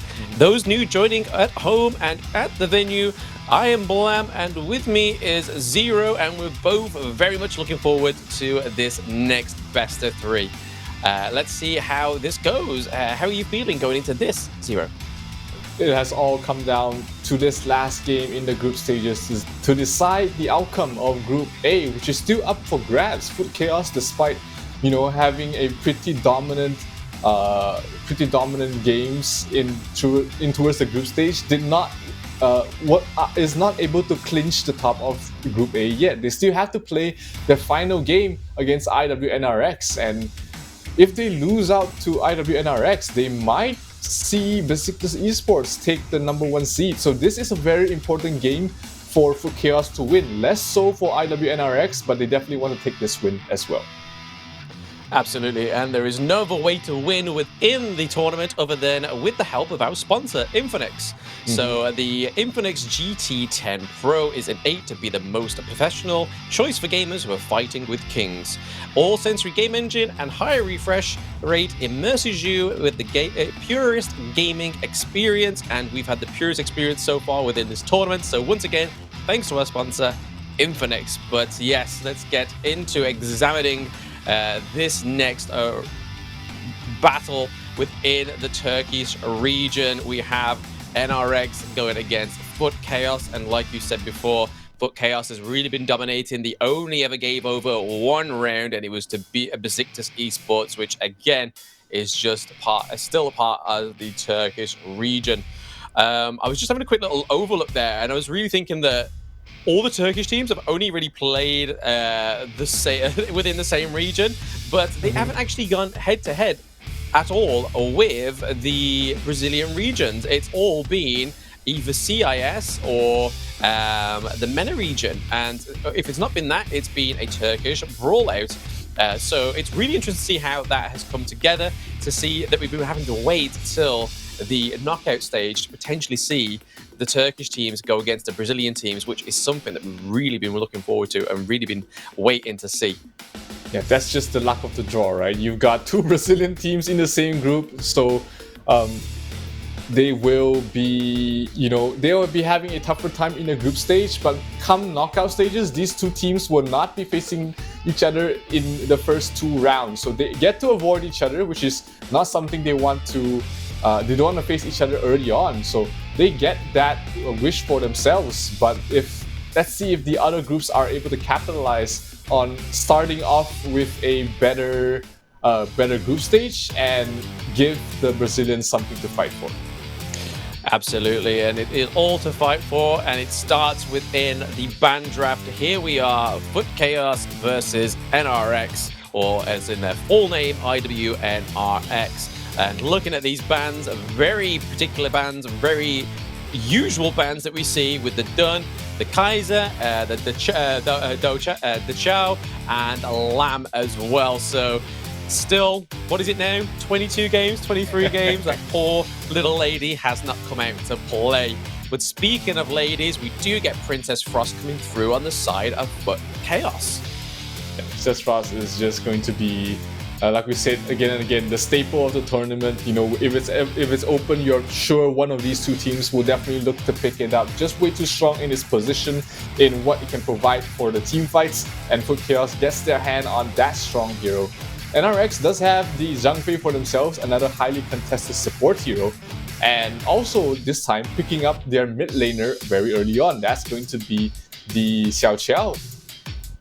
Yeah, I mean, I was literally having this conversation with nobody that's involved with the tournament recently, but I was like, from watching the Brazilian tournament, we saw that Xiao Qiao was one of those heroes that came through quite often in the mid lane.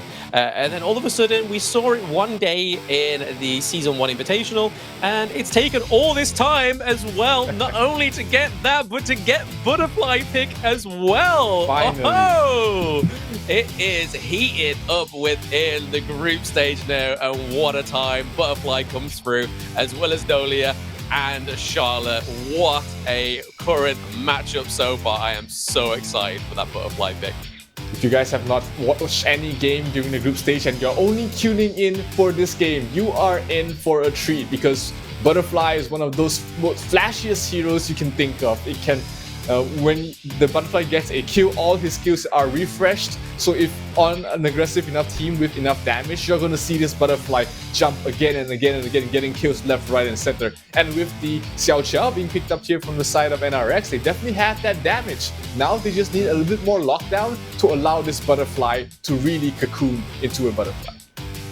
Absolutely. I mean, with the pickup of an assassin jungle, we're definitely going to be seeing an aggressive, tanky clash lane come through. Maybe something like a Lian Po, because Mulan's been banned, Byron's been banned, Charlotte's been picked up. So going for something like a Lian Po, even Dun's been banned as well. So going for something like a Lian Po would be a great piece of kit within this team's composition here. But like you were saying with the Xiao Qiao, again, knockup potential, huge AoE damage. It's going to be a hard one to toss up between the Princess Frost and the Xiao Qiao in that mid lane and going into those team fights. And they do pick up Lady Sun, so we're seeing a little bit of green come into this team comp with that late game hero. Yeah, I don't know how I feel about Ochio 7 on that Lady Sun. Sure, it's a very strong late game marksman that you can potentially carry the game with, but when you have a hero as strong as the Butterfly, you kind of want to put all your eggs in that basket, and sort of splitting it up, trying to play both ways might be a little bit detrimental for the side of IWNRX, but I can obviously be proven wrong. It is still very early. We haven't even started the game yet, of course, but I don't like the looks of the Butterfly, the Lady Sun paired up with the Butterfly. It feels just a bit like they're trying to do too much with their heroes. Yeah, maybe a switch of the hands of the Fang would have been a nice little touch to the NRX team comp there. Oh yeah. And then locking in and finish it with a Labai. And I do call it is the Lian Po coming through. this is going to be a great team fight when they do pop off, because if you look on the side of FUT Esports, yes, they have a lot of engage and disengage, but they have no rooting champions to go in and dive in and sustain and soak that damage, unless they're going to pass it all off onto Charlotte, which we know she has potential of that, but it's not the greatest. So we're going to see up in the Clash lane that I feel like it's going to be a really early game toss-up between those two, because Liampo is really going to be wanting to sort of dominate the lane, push the wave, and then rotate around to his teammates, whereas Charlotte is going to be wanting to put the pressure on, giving 1v1s to the Liampo, and potentially with the help of Levi as well, because again, this hero is another disengaged, re-engaged champion, being able to circle back onto his form as well. So let's see how both of these teams really play these great team comps and some of these heroes that we have not seen yet, like the likes of the Butterfly. Absolutely, this is going to be a fun game, ladies and gentlemen. You are in for a treat, because these heroes are absolutely amazing to watch when they engage and when they disengage. Like you said, this is going to be one of a kind, and I can't wait for the game to start, because this is going to be the last series of the group stages. It is going to be FUT KAOS going up against NRX to find out who will be taking first seed in Group A. Will it be FUT KAOS or will it be Besiktas Esports? We will be finding out when this series ends, but first we have to start off with game number 1. Yes, and that's where everything starts to get cemented into place, is game number 1. I just can't tell you how excited I am for NRX's team comp, because we got a little bit of a switch up with A7, but we knew that A7, no matter what they picked, they was going to win that series easily. But this one, where we've got the top of the Turkish region going against the perceived 3rd seed within the Turkish region, and coming up with some great picks, he's just filling me with so much excitement right now. There we get to see the clash of the same region, really, to find out, FUT KAOS had a lot to say about their placing and how the rest of the Turkish teams were. But if NRX is able to get a win off the board against them, they might be able to silence them up. But they first have to take this win, and bottom lane, O307 is off to a fantastic start, really pressuring Nauer, not allowing him to get anywhere close to the creep wave, and that's going to stunt the growth of the Fang, who requires a lot of levels early on, pretty much. Yeah, interestingly enough, we see that Levi starts at the red buff there rather than the blue. I was hoping for a foreshadow of a early level 2 gank there, but considering how aggressive Lady Sun and so far overextended this hero is currently, a gank from Levi could be the matter of a first blood. But we're getting a bit of a clash here in the mid lane. Frozen is Zhang Fei thanks to the Princess Frost, but there's not really much that Levi can do without that Sage buff, and they want to make sure that he gets that rather than Butterfly, because we know Butterfly relies heavily on that blue buff as well because of the shorter cooldowns, the mana, not having to go back to the base as well is something that you want. And it looks like Levi is looking to try and cut off that red buff, but Liampo still picks it up. So they did all the effort for nothing, because Liampo picks up the red buff still. It did slow down the Butterfly a little bit, and Butterfly will need that active format before she's really be able to shine. So slowing her tempo down in any way possible is definitely going to help FUT KAOS get a foothold in this game. But bottom lane has just been the story of the Lady Sun really... Enough about that. Top lane, we are talking about how Butterfly wants a great start. There's a great start for you. A kill on towards the Levi, and Lost is going to go back to base. That's how you get it. I mean, this is what we haven't been seeing when we see the enemy team play against the Levi. They don't try and find out where that form is going to be. And if you look at the replay of that, we saw that Liampo and Charlotte were going head-to-head, but Butterfly was literally lingering around within distance of that recall point for Levi. So a really nice play there by Still, really showing that the mechanics is coming into play and the thought process is there when we're looking to try and deny the Levi as well, because taking down the Levi is also going to give over that Sage buff as well that he was rocking a few moments ago. But the Sage buff is now back up again. Butterfly recovers hers. Can she do anything to try and jump onto Levi's? probably not because they're too far away, and with Princess Frost there, it's going to be a bit of an easier clear than just soloing it with Levi. Maybe the best way to the best position to rotate would be towards the bottom. Levi is not the easiest hero to catch out, but this Fang, after he uses his role, he's definitely going to be easier to bring down. But with the Dalia, with Ryuga there backing up, babysitting him in towards the bottom lane, he doesn't look like a tasty enough morsel for the butterfly to really rotate down for. Absolutely. I mean, it's going to be interesting to see where this Dolia actually places her focus on. Because, I mean, if you go with Fang, Fang then gets 2 shots of those huge shuriken that actually does a lot of damage. And if you can manage to mark more than one of the enemy heroes and then launch 2 of those down, that's going to be some really passive damage coming through from those things. And it's going to enable you to actually disengage, but also still put us a lot of solid pressure onto the side of NRX. So it's going to be interesting to see if that comes through for Dolia, or is it going to come through onto the side of the Princess Frost, being able to put down 2 huge AoEs to make it harder for the enemy team to disengage, especially slowing down the likes of a butterfly, because you've just doubled the area it's going to take her to get out of that whole team fight. So it's going to be really interesting to see how Ryuga plays the Dolia, because we've normally seen him on champion heroes like Zhang Fei, really tanky champions. And speaking of tanky champions, a big engage there from Boogie, but a safe retreat there by Ryuga and Noir, followed by a rotation down from the mid lane from Fu. They've got to be careful of giving up that mid lane. And the ultimate there from the Lianpo means that they're lacking one huge team fight ultimate, but it should be up in a couple more seconds. Lianpo is going to hurry back up towards the top lane, knowing that he's not going to be really useful in team fights any longer. Wants to stop the Charlotte from bringing the tier 1 tower down, but he's not going to be there in time. Butterfly, she revealed herself. She walked out of the bushes a little bit too early, but the damage coming in is going to nuke down old 307. But Fu is here, Butterfly is here. They want to clean up and go for the kill. They managed to bring down Snake, but it's going to be enough. Levi towards the back line, going to bring down the Angela. Fu is going to fall, so is the Butterfly. That is going to be 3 kills going towards the way of FUT, and that is going to be NRX losing 3 of their core members as well as a top tier 1 tower. Again, this is what I mean with clash lanes. It's either one or the other. It's not like a wide varied spectrum. You don't get many clash laners that do a bit of both.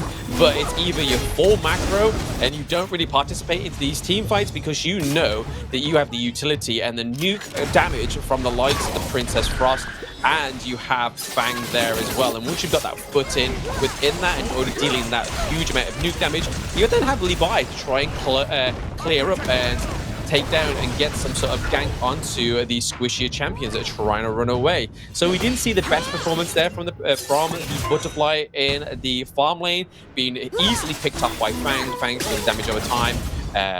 It's a great counter to the Butterfly, it seems, because not only have you got to try and get away as Butterfly, you've got to then get a heal up, and if that damage is going to keep consistently coming at you, it's going to be a hard one to survive, especially Butterfly being such a squishy champion hero.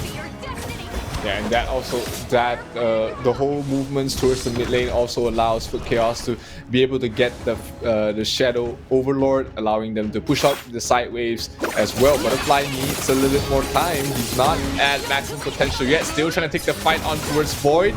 This is not a fight that the Charlotte can really win 1 versus 1, but it's never going to be 1 versus 1 because the teammates of FUT KAOS are already rotating in. Still taking a lot of damage, but he should be able to survive for a little bit longer, but not anymore, as Void will be the one to bring him down, and his teammates are not going to be able to rotate towards him in time.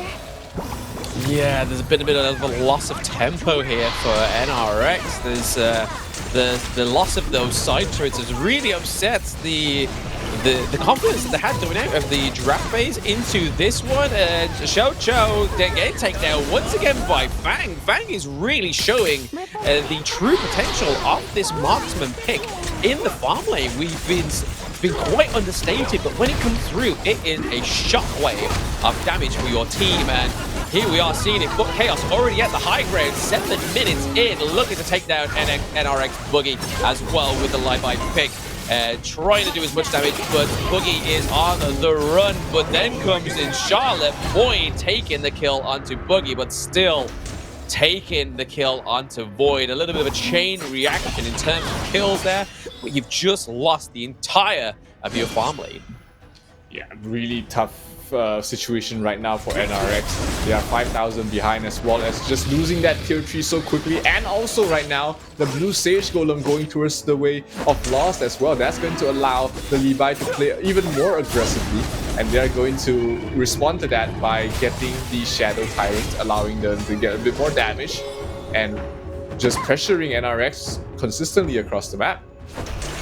Yeah, it's like FUT KAOS know, and Lost knows that because they've opened up the enemy jungle and none of their lanes have actually fallen by either a tier 1 turret, Butterfly is not going to have the confidence to go in one-on-one into the enemy jungle, knowing that not only is she behind in the gold, but the fact that they could just be anywhere waiting, and it's a very predictive spot to be in.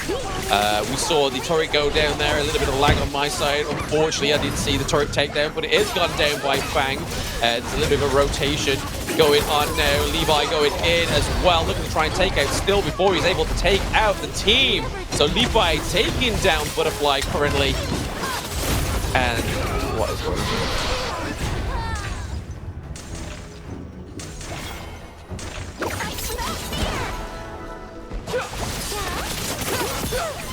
Looks like it is gonna be 4 heroes down from the side of NRX. That is going to allow FUT KAOS to really bring down this tier 3 tower on the top side as well. And when you have a Fang, you're going to be able to melt down that so quickly, and they're going straight for the crystal before they even respawn, and that's going to be FUT KAOS taking the first win of the series, getting one step closer to securing the top seed in Group A.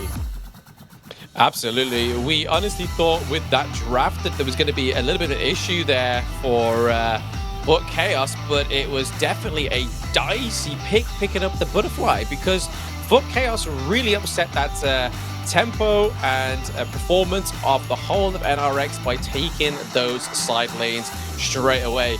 But it all really fell around when we saw the opportunity of Fang and the potential that this marketable champion really has on the side of NRX. So we may potentially even see a Fang ban next time, because with the nuke damage from the Princess Frost and the nuke damage from the Fang, it was just too much to contest, even with the likes of Lian Po and Zhang Bei.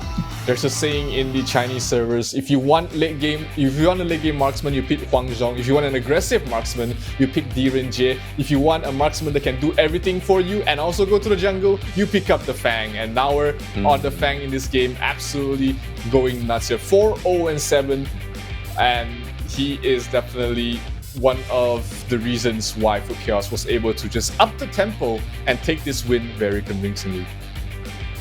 Absolutely. I mean, with them being the top Turkish team, did we expect anything different? Not really, and it's already looking like a bit of an upset pace here for the opposing Turkish team, which is NRX, because by this point, Besiktas Esports already took one round from FUT KAOS, so currently it's not looking the greatest, even with NRX still picking up the Butterfly pick.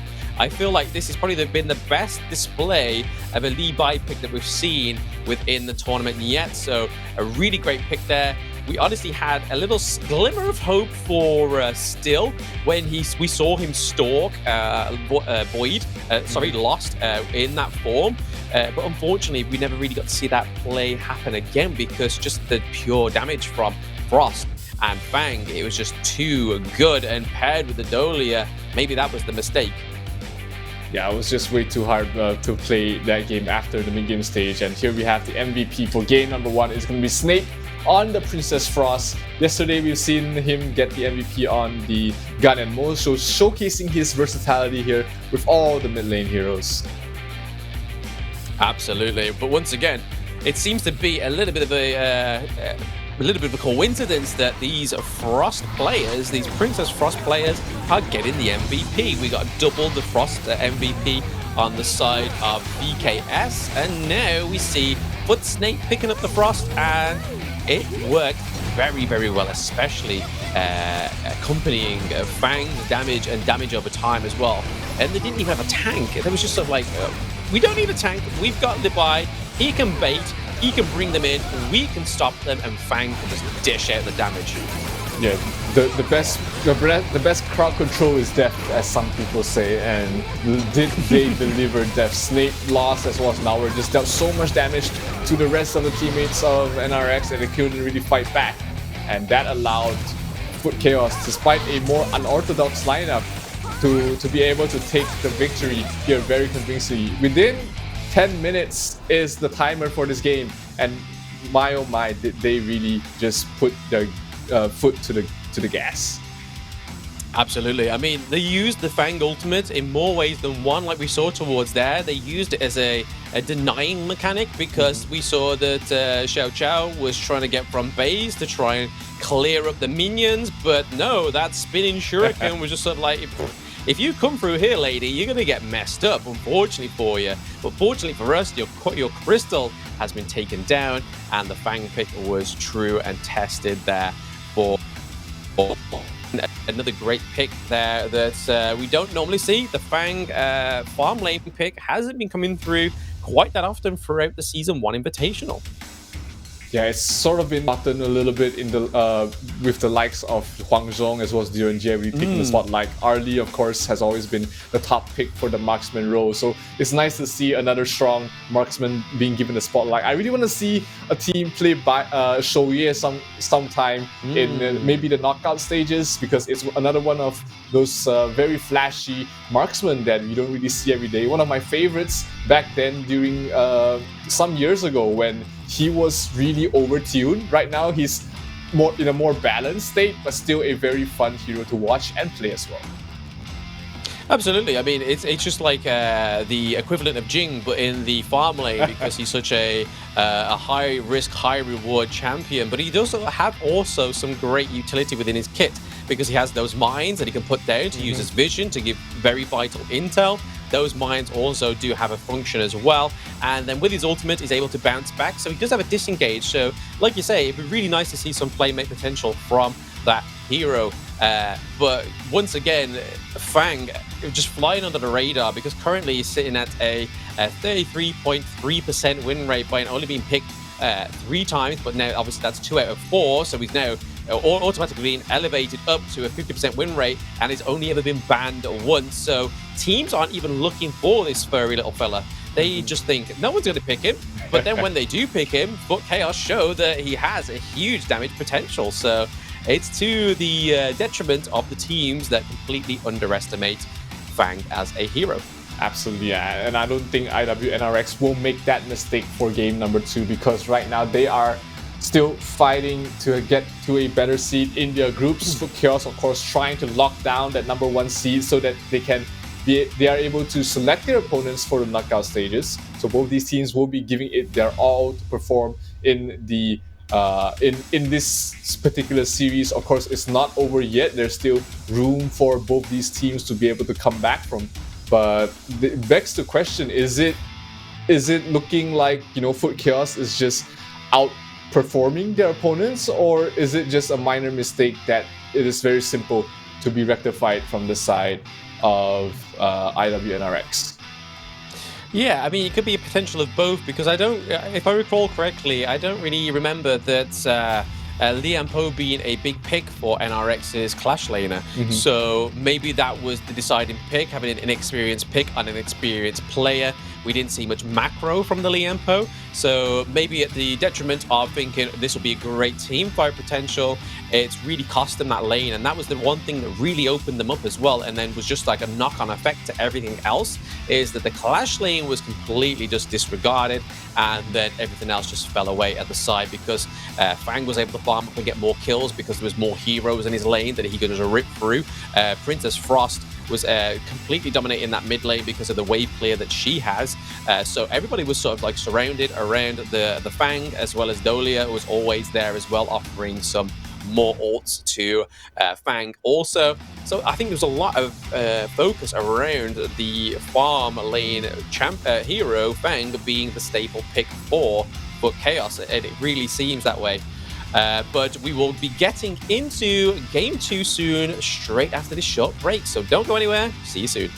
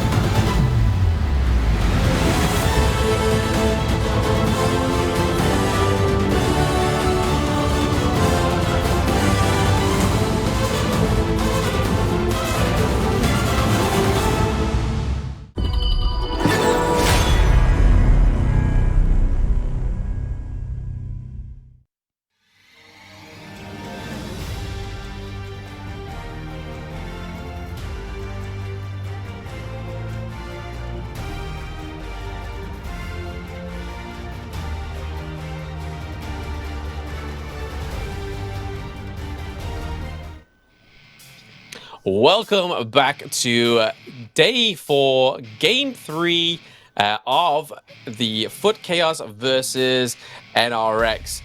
This is been a great Season 1 Invitational so far, and there is still so much room for so many of these different picks, these nuanced picks that we're slowly starting to see as we creep into the knockout stage.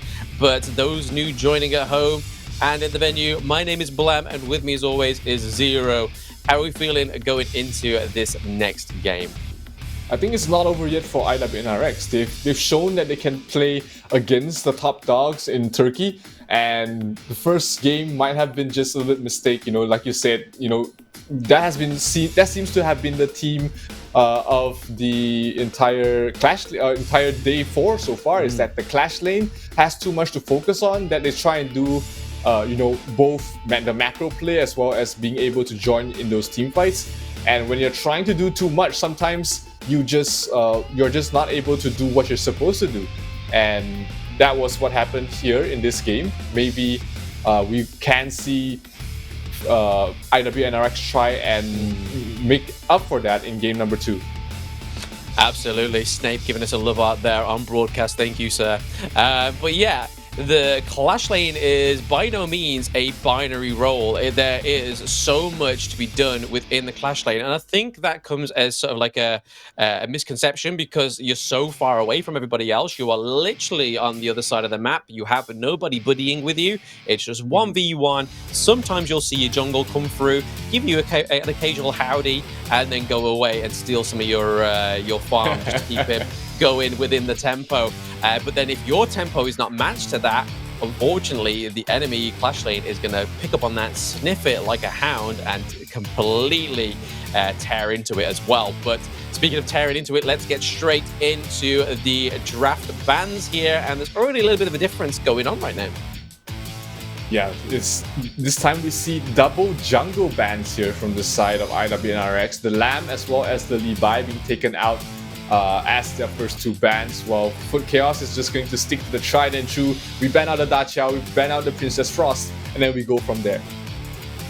Yeah, I mean, the only issue is, yes, again, the Dolia is up and Liempo comes through. I was honestly hoping that we're going to see a Jing straight away, because we've seen Lost play Jing very well, and she's managed to survive the first 2 ban phases there. So to see the Jing not come through, we've got something brewing up here for FUT Esports, unless this is what's going to be coming next for them in this 3rd pick. Look at that stare from Ruger. If you're not scared now, you should be. But then we see over on the side of NRX, Mai and Mulan. So double M get picked up in the clash lane and the mid lane. So it's looking that Dun can either be the support hero, or we're going to get Dun in the jungle. We're trying to keep it flexible for now from the side of IW and NRX, while FUT KAOS is going to pick very staple solid heroes. They've got Snape on the Diao Chan once again, and they're going to have Lianpo with the Dolia. So plenty of team fight potential here for the side of FUT KAOS. But IW and NRX does have a very mobile and aggressive early game lineup that could really derail the plans of needing your team to stick together. The Mulan is one of those heroes, when put in the clash lane, can split push really, really well. And FUT KAOS again has the Lianpo. This is kind of like a switch on towards game number 1, where it was NRX that was playing the Lianpo. So we might see NRX trying to fix that issue of the clash lane just being abandoned after 4 minutes. With the Mulan, you definitely see her sticking to the lane longer, and with the Lianpo, you definitely will see him try and join team fights more often as well. Yep, and there it is. There's that Jing ban right at the end. They definitely played that one a bit too close for comfort for myself there. But like you were saying about the Mulan pick, so once again, a great clash lane hero comes through, has a great clash lane phase as well. So in that early game, she can do a lot of damage macro-wise, but then a lot of you get that CC immunity as well. So when you go into it, you can pop that, go in, do some damage. If everybody like exhausts all their CC skills on the side of your enemies, then you have free reign going from that point. But the Mulan gets picked up. Luban, number 7 as well. 0307 is eating Wawa's heart out there. He's like, yo, you did a great job on that in a few times throughout the tournament. So I'm going to pick it up and I'm going to hopefully do you proud as well. But then over the side onto FUT KAOS, they do pick up the Arlie. Yep, and looks like they will finish up their lineup with the Musashi as well to be played in the jungle. So that is going to be a very team fight heavy lineup coming from the side of FUT KAOS, while NRX, they are going for more of a macro game. They have the Luban number 7, which excels in tearing down towers. They've got the little loot to be able to sustain those pushes. And if all goes to hell, they still have Buggy on the Mulan being able to push the side lanes as well. So a different sort of mentality and playstyle with the drafts from both these teams. Let's see how they'll do as we head into game number 2. Yeah, it's as if both the Clash laners have swapped around their roles in terms of the heroes, because Lianpo doesn't have the greatest lane phase, especially when they're going against somebody like a Mulan, like a Charlotte, because they can do quite a lot of damage. They have a slow within their kit as well, so going head-to-head against the Mulan is going to be interesting for Void. And if he does manage to pull off the Lianpo in the Clash lane and keep that macro rolling, it's going to really show that Void has a better understanding and a better grasp of that Clash lane on the side of FUT KAOS. But we do get the Musashi as well. Great engage, great single target knock-up. We're going to have Dolia being able to assist him with that as well. But not only that, Dolia could latch on to the Dio-chan as well, giving those 2 big AoE ults also. So again, the Dolia pick comes through. Could that be at the detriment of NRX? Ryuga has played fantastically on Dolia, and whatever support you give him, actually, he's just been that very solid, stable player. And this game will be no different, I think. He is going to be able to continue shining on these support heroes. You give him a Dolia, you give him a Zhang Fei, he's going to do the same thing. Absolutely help his team get the victory. But NRX, they have a point to prove. They want to be able to take a map away from FUT KAOS. Let's see if this is the game as we head into the Gorge for game number 2. Yeah, I mean, speaking of Ruga, I'm pretty sure he was the first player to actually get MVP as a support player, so he clearly set the pace, because the day going afterwards, we did get quite a few support MVPs as well, including Clue on Stalwart Esports. But yeah, it's going to be really interesting to see how this Clash lane fares now. Is Noir going to be better against it than Buggy, or is we're going to be seeing what's going to be happening basically? Is they going to be dominating, or are they going to have suffer the same fate again? But still going in with that early Dun is a little bit of a mistake there, because Dun doesn't do huge damage at level 1, but does enough damage to sort of like fend off 1v1s, but never a 1v4, because his team was stuck behind the walls. Yeah, he did manage to steal the Sage Golem buff, but that was immediately retaken there on Lost. So Lost is able to get that blue buff back for himself, giving them 1Q advantage for now, and not really much loss there for the Musashi in terms of his early game phase. Yeah, Lost, there wasn't that much of a loss within that one. It's easy to get lost, and it's easy to not sacrifice a lot of loss there by his jungle standards. To be honest, he's been one of the most impressive jungles. Obviously, Benignus going into this, I knew was going to be a great jungle. Dani is still waiting to prove himself to me, because he was a great jungle in Chok PR. He had a bit of a struggle yesterday, very deflated plays. Clearly not his comfort picks, or because they were just able to pure bully them yesterday. Benignus was, by stealing all those Sage buffs. But yeah, I really like Lost's playstyle. He's very clever with it. He's able to get in and out of sticky situations, no matter the hero he picks. So I'm really liking this player from the Turkish region.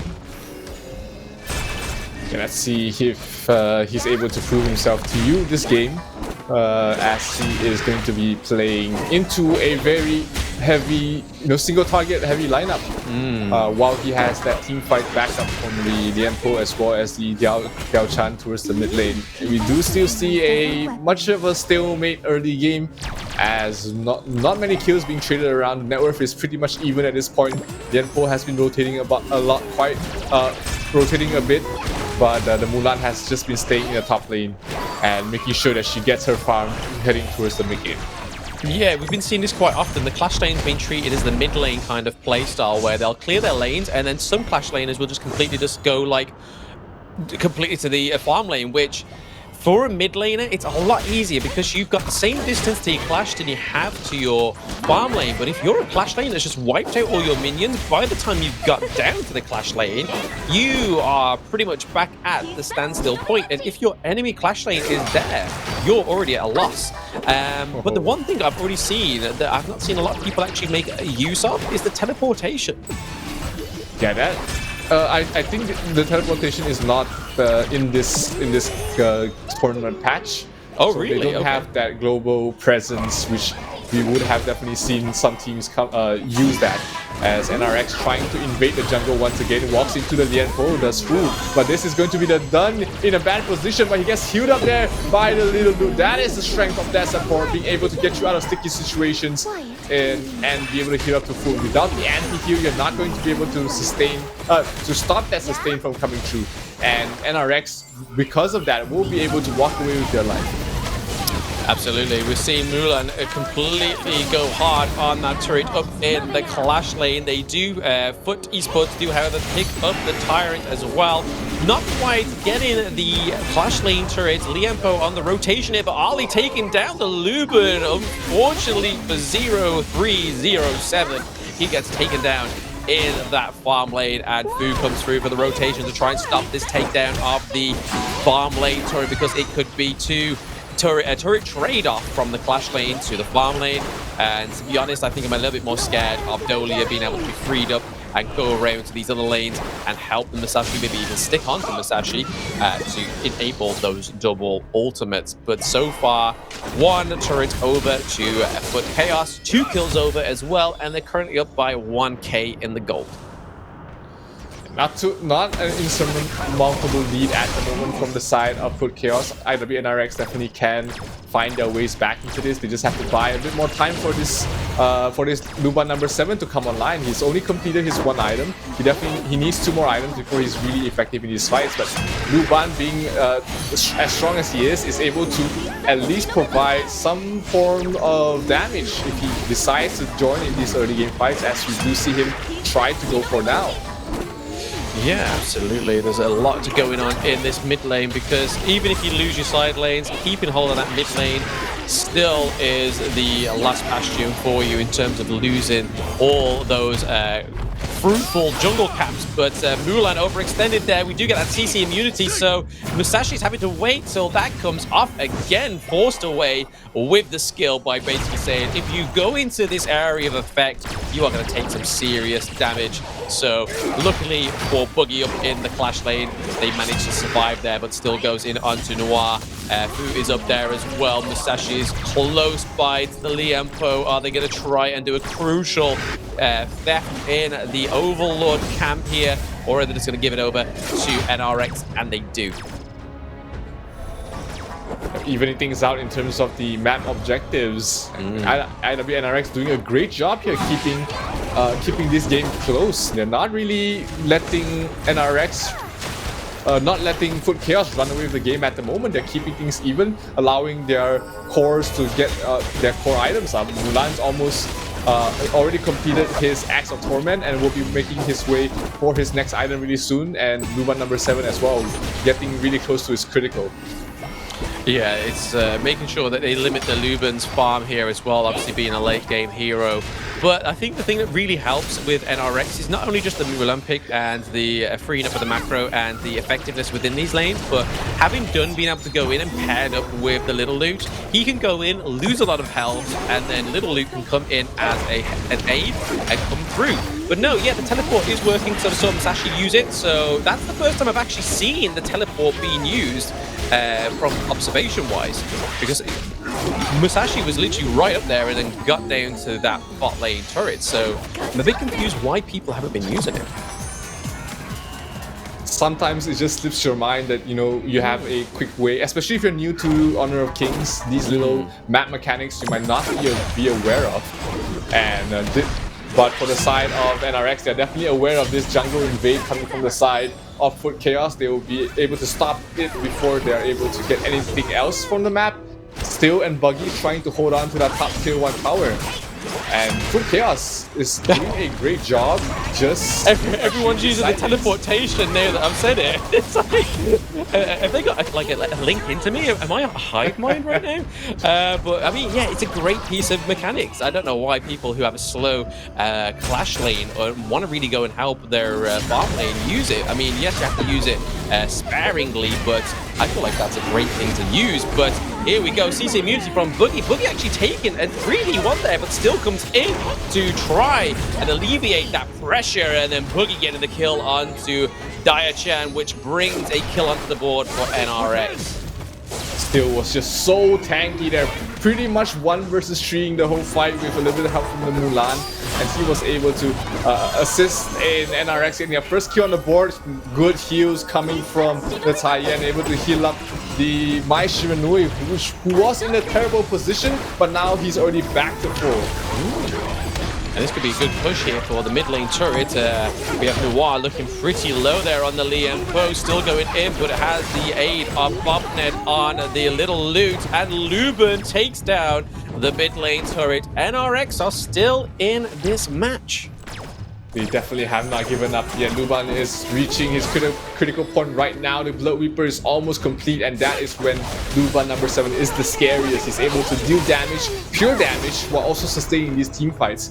And although they do have the Musashi to be able to lock him down, there's just so many of these heroes that he has to go through. He has to go through the Mulan, he has to go through the Little Luke, and he has to go through the Dun as well, who is leading the charge, trying to take a fight towards the bottom lane, but unable to lock anyone down. They are not able to capitalize on that pickup. Absolutely, and we're seeing Lost get lost of life there in the mid lane from the Mulan. But we saw an attempt at the takedown of the red buff there, but we saw that Luban managed to clear it up and take it for himself. So that was a bit of a lost effort for FUT KAOS. And when you have those little acts of lost effort within your team, it really upsets the tempo and really upsets the motivation within the team, as I've been seeing throughout Season 1 Invitational. But again, I do have to commend Boogie going into this match. He has definitely proved the macro plays here. It was clearly just that the Liampo was just a little bit of a weaker pick in terms of the hero selection for him. He was not comfortable with it, and it's clearly showing that he can do what the best Clash laners can do, and that is great macro. Absolutely, and he's showcasing it right now in his game. The Mulan is second in net worth in his team, only next to the Luban number 7, who has caught up very well. Blood Reaper already completed. Buggy spots out the Overlord attempt, and they might go for the steal. No, Snake will be able to secure it. But are they going to pay for their life? The huge ultimate coming for the Liampo on towards the backline, but no follow-up damage coming through. They do manage to bring down Buggy, but it is not going to be enough. Lost dropping down very low. 0307, is he going to flicker in aggressively? No, he's not. But instead, he's going to try and look for a kill on towards the Dolia, who is on towards the Arlie, who is making it very difficult for them to do it. Yeah, I would say that was a bit of a switch and bait there. I was like, whoop, whoop, whoop. Every time she was teleported to that umbrella, that was a great play by Void there, just to try and stay alive, to keep themselves within that. I mean, taking out the Arlie would really have opened up a great opportunity for NRX in a next team fight, but unfortunately for NRX, they just could not catch up with the Arlie pick, unfortunately for them. But we see Dunn going in, looking to try and take the Sage buff. He gets it, but he takes his life, and Snape goes over to Snape, so Diachan picking up that Sage buff, but huge knock-up there from Noir on the Liampo, taking out Luban number 7. Could this be the mistake that happened here? Trying to contest that Sage buff has really messed up the whole locomotive that is NRX, that have been great for this entire game too, but completely this is going to be a bit of a mixed up match here. Mai going in, taking down Void as well, so Mulan getting the kill, but heavily assisted by Mai, but down goes a double kill as well for NRX onto Ruga. Ruga goes down as well, so Dolia taking hits. Snape doing the best he can, but it's just not doing enough damage. It just gives Musashi and Liampo enough time to push these lanes. The Buggy as well as the Buggy Mai Shiranui combination was just so lethal. instantly deleted the Arlie, and that just salvaged the entire situation there for the side of NRX. It looked like they were starting to crumble, but with the huge turnaround kill that they got, they will manage to stabilize the game and continue getting these items on their core heroes. Yeah, I don't think it's going to be a matter of a quick match this time around. It seems like NRX have had their second wind, not quite like Besiktas Esports taking the first round of the best of 3, but it could still potentially be here NRX taking the second game in the best of 3. Still a little bit of hopium, but all they have to do is play these next team fights correctly. Liampo going into the Lions pit here, unfortunately. He takes a lot of damage, and there's not much heal potential on his team, so it's going to have to force a recall by Liampo. Yeah, that is the power of the Luban number 7. The moment he walked into the bush, he immediately lost half his health, and that just stopped the entire team fight initiation coming from the side of FUT KAOS. That is something that Nauer has to watch out for, because if he's able to get bursted down by this, he's going to be not very effective in these team fights. Yeah, we've been seeing a very absent father figure of Musashi within the team fight, it seems, but it looks like what he's been attempting is just farming up, because he's been heavily in that clash lane, just getting a lot of farm, because I feel like that is going to be their key factor going into these next few team fights. Is now that Lost's got a few more items, he's got the same amount of gold as Mulan, and Mulan's on 4 kills. They've now picked up the Tyrant, so a lot of damage is going to be going into this next team fight from FUT KAOS. Can they pull it off? Can they do this to alleviate the win for themselves, or are NRX as a whole going to come out on top? NRX needs to try and avoid fights for now. They don't want to get caught out when FUT KAOS has the buff. Snake though was gonna get knocked down. No, he managed to escape just in time. Still might be caught out in a bad position. Fu does fall towards the Arlie, but 007 will get revenge for his teammate. We see Nauer trying to escape there, popping the ultimate, and he will be able to survive. The Dodia gives him a second win in terms of the ultimate. But this might be the Overlord being given away to the side of NRX, because 007 is still alive, baby. And he's going to be able to chop down the Overlord just so quickly. Look at it melt. And that is going to be an important objective right now going to the side of 007. That is going to help them out with the man control so much. Absolutely. I mean, that was a great bait there by Void, but unfortunately it could not avoid the death at the end of it. It was a 1-1 trade by Fu and Void there. So well played to NRX, still keeping their head in it. Managed to bring and take down the Shadow Overlord as well to enable an aid to these pushing in these lanes as well. So we're seeing that Dunn is holding on to the Shadow Vanguard here. Where he'll place it, we do not know. That is the guessing game currently for FUT KAOS. They're not putting them straight away. It goes in the mid lane just as the minions are coming down. But Dio-chan is here as well. Big engage from Liampo. Massive 4-man knock up there as well. But Lost is in there, taking down Leah and Luban. Luban's down. We get 037, Fu down, Bobnet down, still down. 100 kills for FUT KAOS throughout the 4 days. That is huge. A huge advantage for this team and a huge merit for the team as well. But they've really got to contest these Vanguards, because they're not going to be able to finish this game without that minion wave. There is at least 20 seconds on the cooldown for one of NRX. The Shadow Vanguard is up the top. Someone has to go and stop that.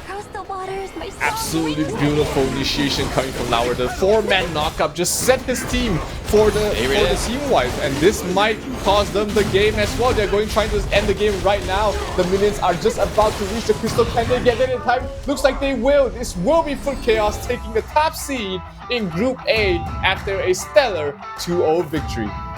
Wow, so not only did they get the 100 kills within that series, they take a 2-0 from a very hard-fought NRX in Game 2. And this seems to be a very familiar pattern that is appearing right now, is that Game 2 always seems to be a solid game for those that are dominant in Game 1, but still not enough to push them through and get a win within Game 2. So I think the thing with teams is going through to this may have been fine in a best of 5, but in a best of 3, you really want to be showing your domination in Game 1 and maybe letting loose in Game 2, potentially trying to get that first and most important win on the board within a best of 3. But unfortunately for NRX, they do stay below. They are the 3rd seeded team in Group A, whereas FUT KAOS managed to maintain that 1st seeded team. So they are technically, they stand by their words. They are above the other Turkish teams within this Season 1 Invitational. Absolutely. It's great to see that, IWNRX was still in high spirits despite the loss. They know that they tried their best and they were really getting FUT KAOS on the ropes in game number 2 at least. Unfortunately, FUT KAOS was just too strong for them. And I hope that they take the lessons they learned in this series and will be able to implement them as we head into the knockout stages, which will be happening in 2 days because the group stages are done, Blam. They're all done. They're all wrapping up nicely as a little parcel, like in the Mayin and Byron cinematic that we see just before these games start. But it's really importantly showed here in this best of 3 how vital your ban draft is. It's not about just banning out OP champions. It's really getting into the head of your enemy team, because if we saw Boogie on the Mulan in game 1, we probably could be seeing a 1-1 victory and then potentially go into a full best of 3. But because FUT KAOS knew that even though they enjoy the Mulan pick, they knew they had to ban it for Boogie to be nerfed in that game 1, and it really showed there. But I have to give it to NRX. They really did try going out full arms swinging. You can see by the economic curve, it was going up and down, up and down, up and down. So that's how close this game was. It's nothing to be ashamed of on the side of NRX. They did amazing, just not enough. Yeah, absolutely. They definitely had FUT KAOS sweating for multiple instances in the game, but this time it's going to be the Lien Po getting the MVP. Played by now 1-0-5, 25% damage taken was absolutely crucial for them being able to close out that game with that huge ultimate. Absolutely, that 4-man knockup just completely ended the game, and I think that's what everyone was looking for, because we saw it on VKS NIAP as well, was that unofficial quad kill, and then towards the end of the Crystal was that huge knockup when VKS played against, I believe it was Twisted Minds, and completely dominated. So it really shows that even though it's a slow burning champion, don't let the skin fool you. When he's on fire, he's definitely on fire all the time. It's a slow brewing. It is a volcano eruption going through, and there it is. 4-man knockup, baby. Completely turning the tide, opening up the leaderboard and everything else in between. It really, really made the difference to that game. If that did not land, we would still be in that match. Absolutely, that was a beautiful way to end the game. We had different sparkling points, we have different shining points in this tournament, but that would definitely be going on the top 3 plays when we come in towards the knockout stages. That was absolutely beautifully played there by Nauer and for the entire team of FUT KAOS as a whole, and they definitely deserve getting top seed in Group A. Absolutely, they've definitely played their heart out in this group stage of the tournament.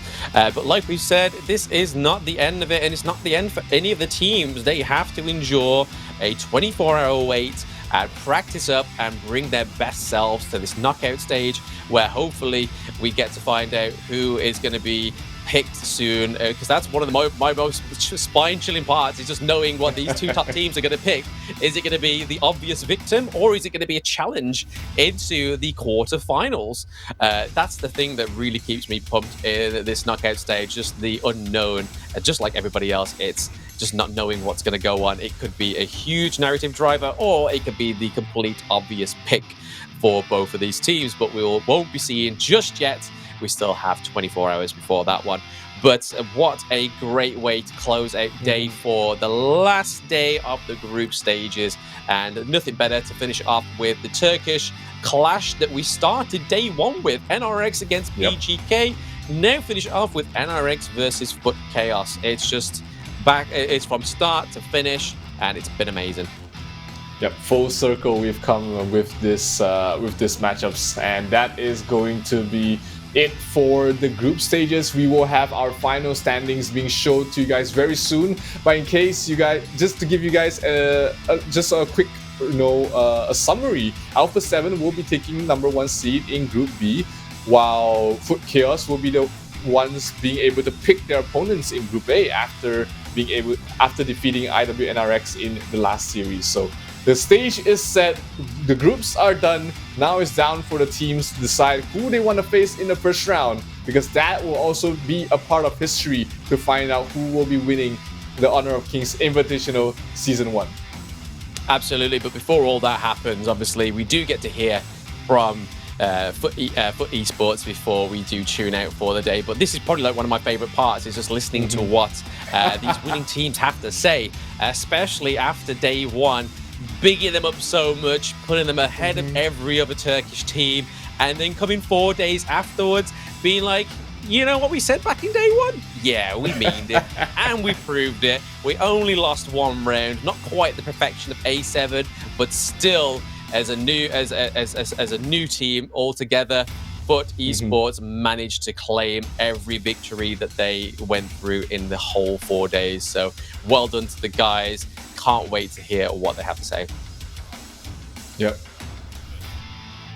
Let's take a hear from them now. We're going to have an interview with the winners, FUT KAOS.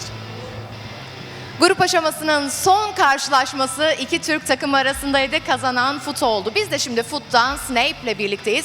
Merak ettiklerimizi soracağız Snape'e. Tabii ki ilk maçta Princess Frost'la bütün rakipleri sürekli sersemlettin ve %29'luk bir hasılata sahiptin açıkçası.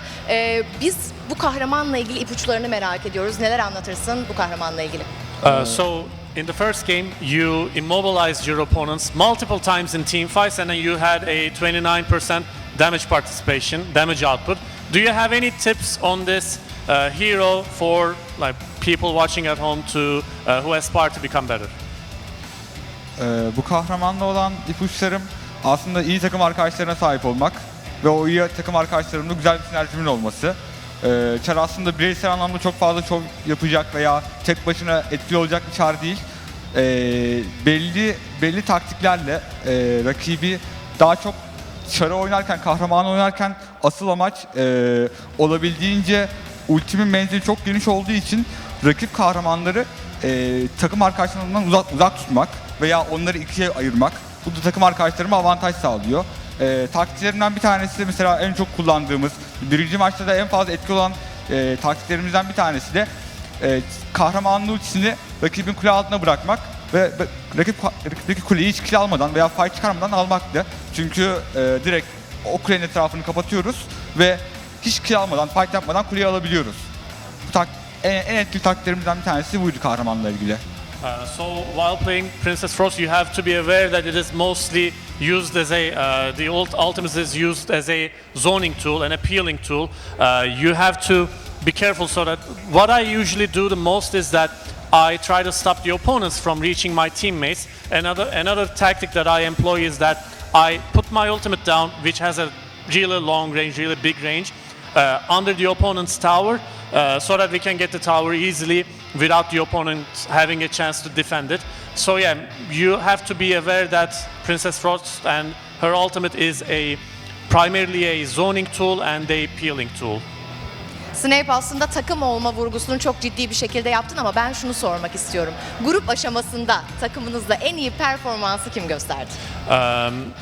So who do you think, you obviously played as a team, but who do you think was the best performer on your team during the group stage? Bu soruyu cevaplamak çok zor benim için. Çünkü takımdaki tüm oyuncular bireysel olarak grup aşamasının her maçlarında veya her maçta olmasa bile herkesin tek başına yaptığı şov niteliğinde hareketleri vardı. Rakipteki karşımızdaki lane oyuncusuna göre herkes bir hareket yaptı. Ama ben kendi takımımızda en etkili olan kişinin ben kendim olduğunu düşünüyorum. Bu konuda mütevazı olmayacağım.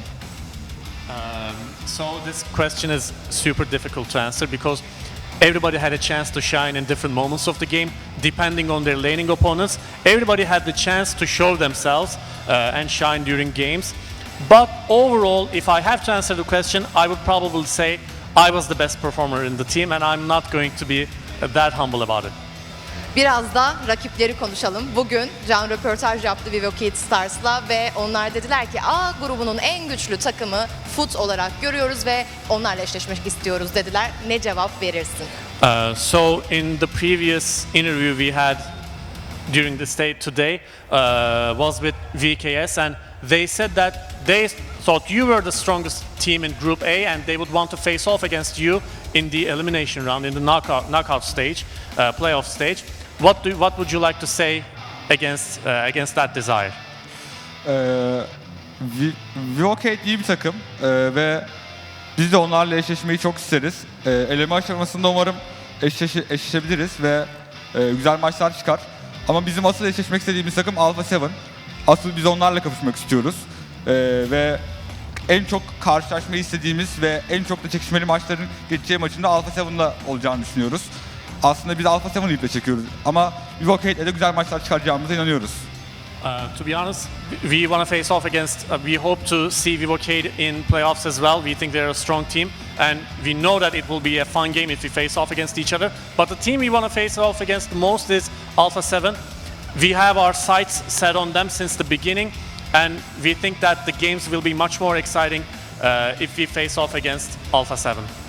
Teşekkür ediyoruz, tebrik ediyoruz sizi ve böylece grup aşamasındaki röportajlarımızın sonuna geliyoruz. Sözü sunuculara bırakalım.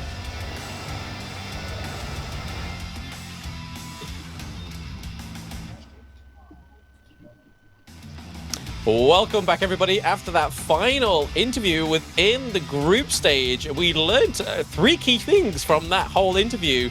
One is that Snape thinks that he's the best player out of the group stages within his team. We also got a very vigorous Princess Frost guide, which will probably end up being on YouTube at some point. And then we found out that he responded to VKS, but said, you know what, it'd be fun, but we definitely want to go for A7 because that's where the hardships is gonna lie. But yeah, I mean, what a great way to finish the group stage with a great interview from FUT Snape. Absolutely. The interviews coming from the side of FUT KAOS never ceases to amaze me. They are very confident with themselves, no matter who's on stage.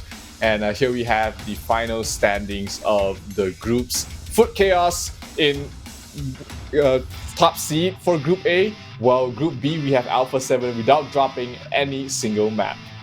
Yep, that's it. I mean, that's the thing that really rubs it in for me, I think, if I was FUT KAOS, is knowing that they did not lose a point and FUT KAOS did lose a point to Besiktas Esports. So I think that's definitely a wound that they need to heal or not let them play into their emotions too much, because I'm sure it's going to happen at some point. It is definitely going to happen. FUT KAOS versus Alpha 7, and it will be amazing, to be fair, when that does actually come around. But yeah, that is literally everything done for group stages. It's been 4 solid days of amazing Honor of Kings global esports. The new narrative has begun and we're on the way to the next chapter, which is the knockout stages, where we're getting closer and closer to crowning our new kings of the global scene. Any closing words for yourself, STE.Ray, and what you've enjoyed today?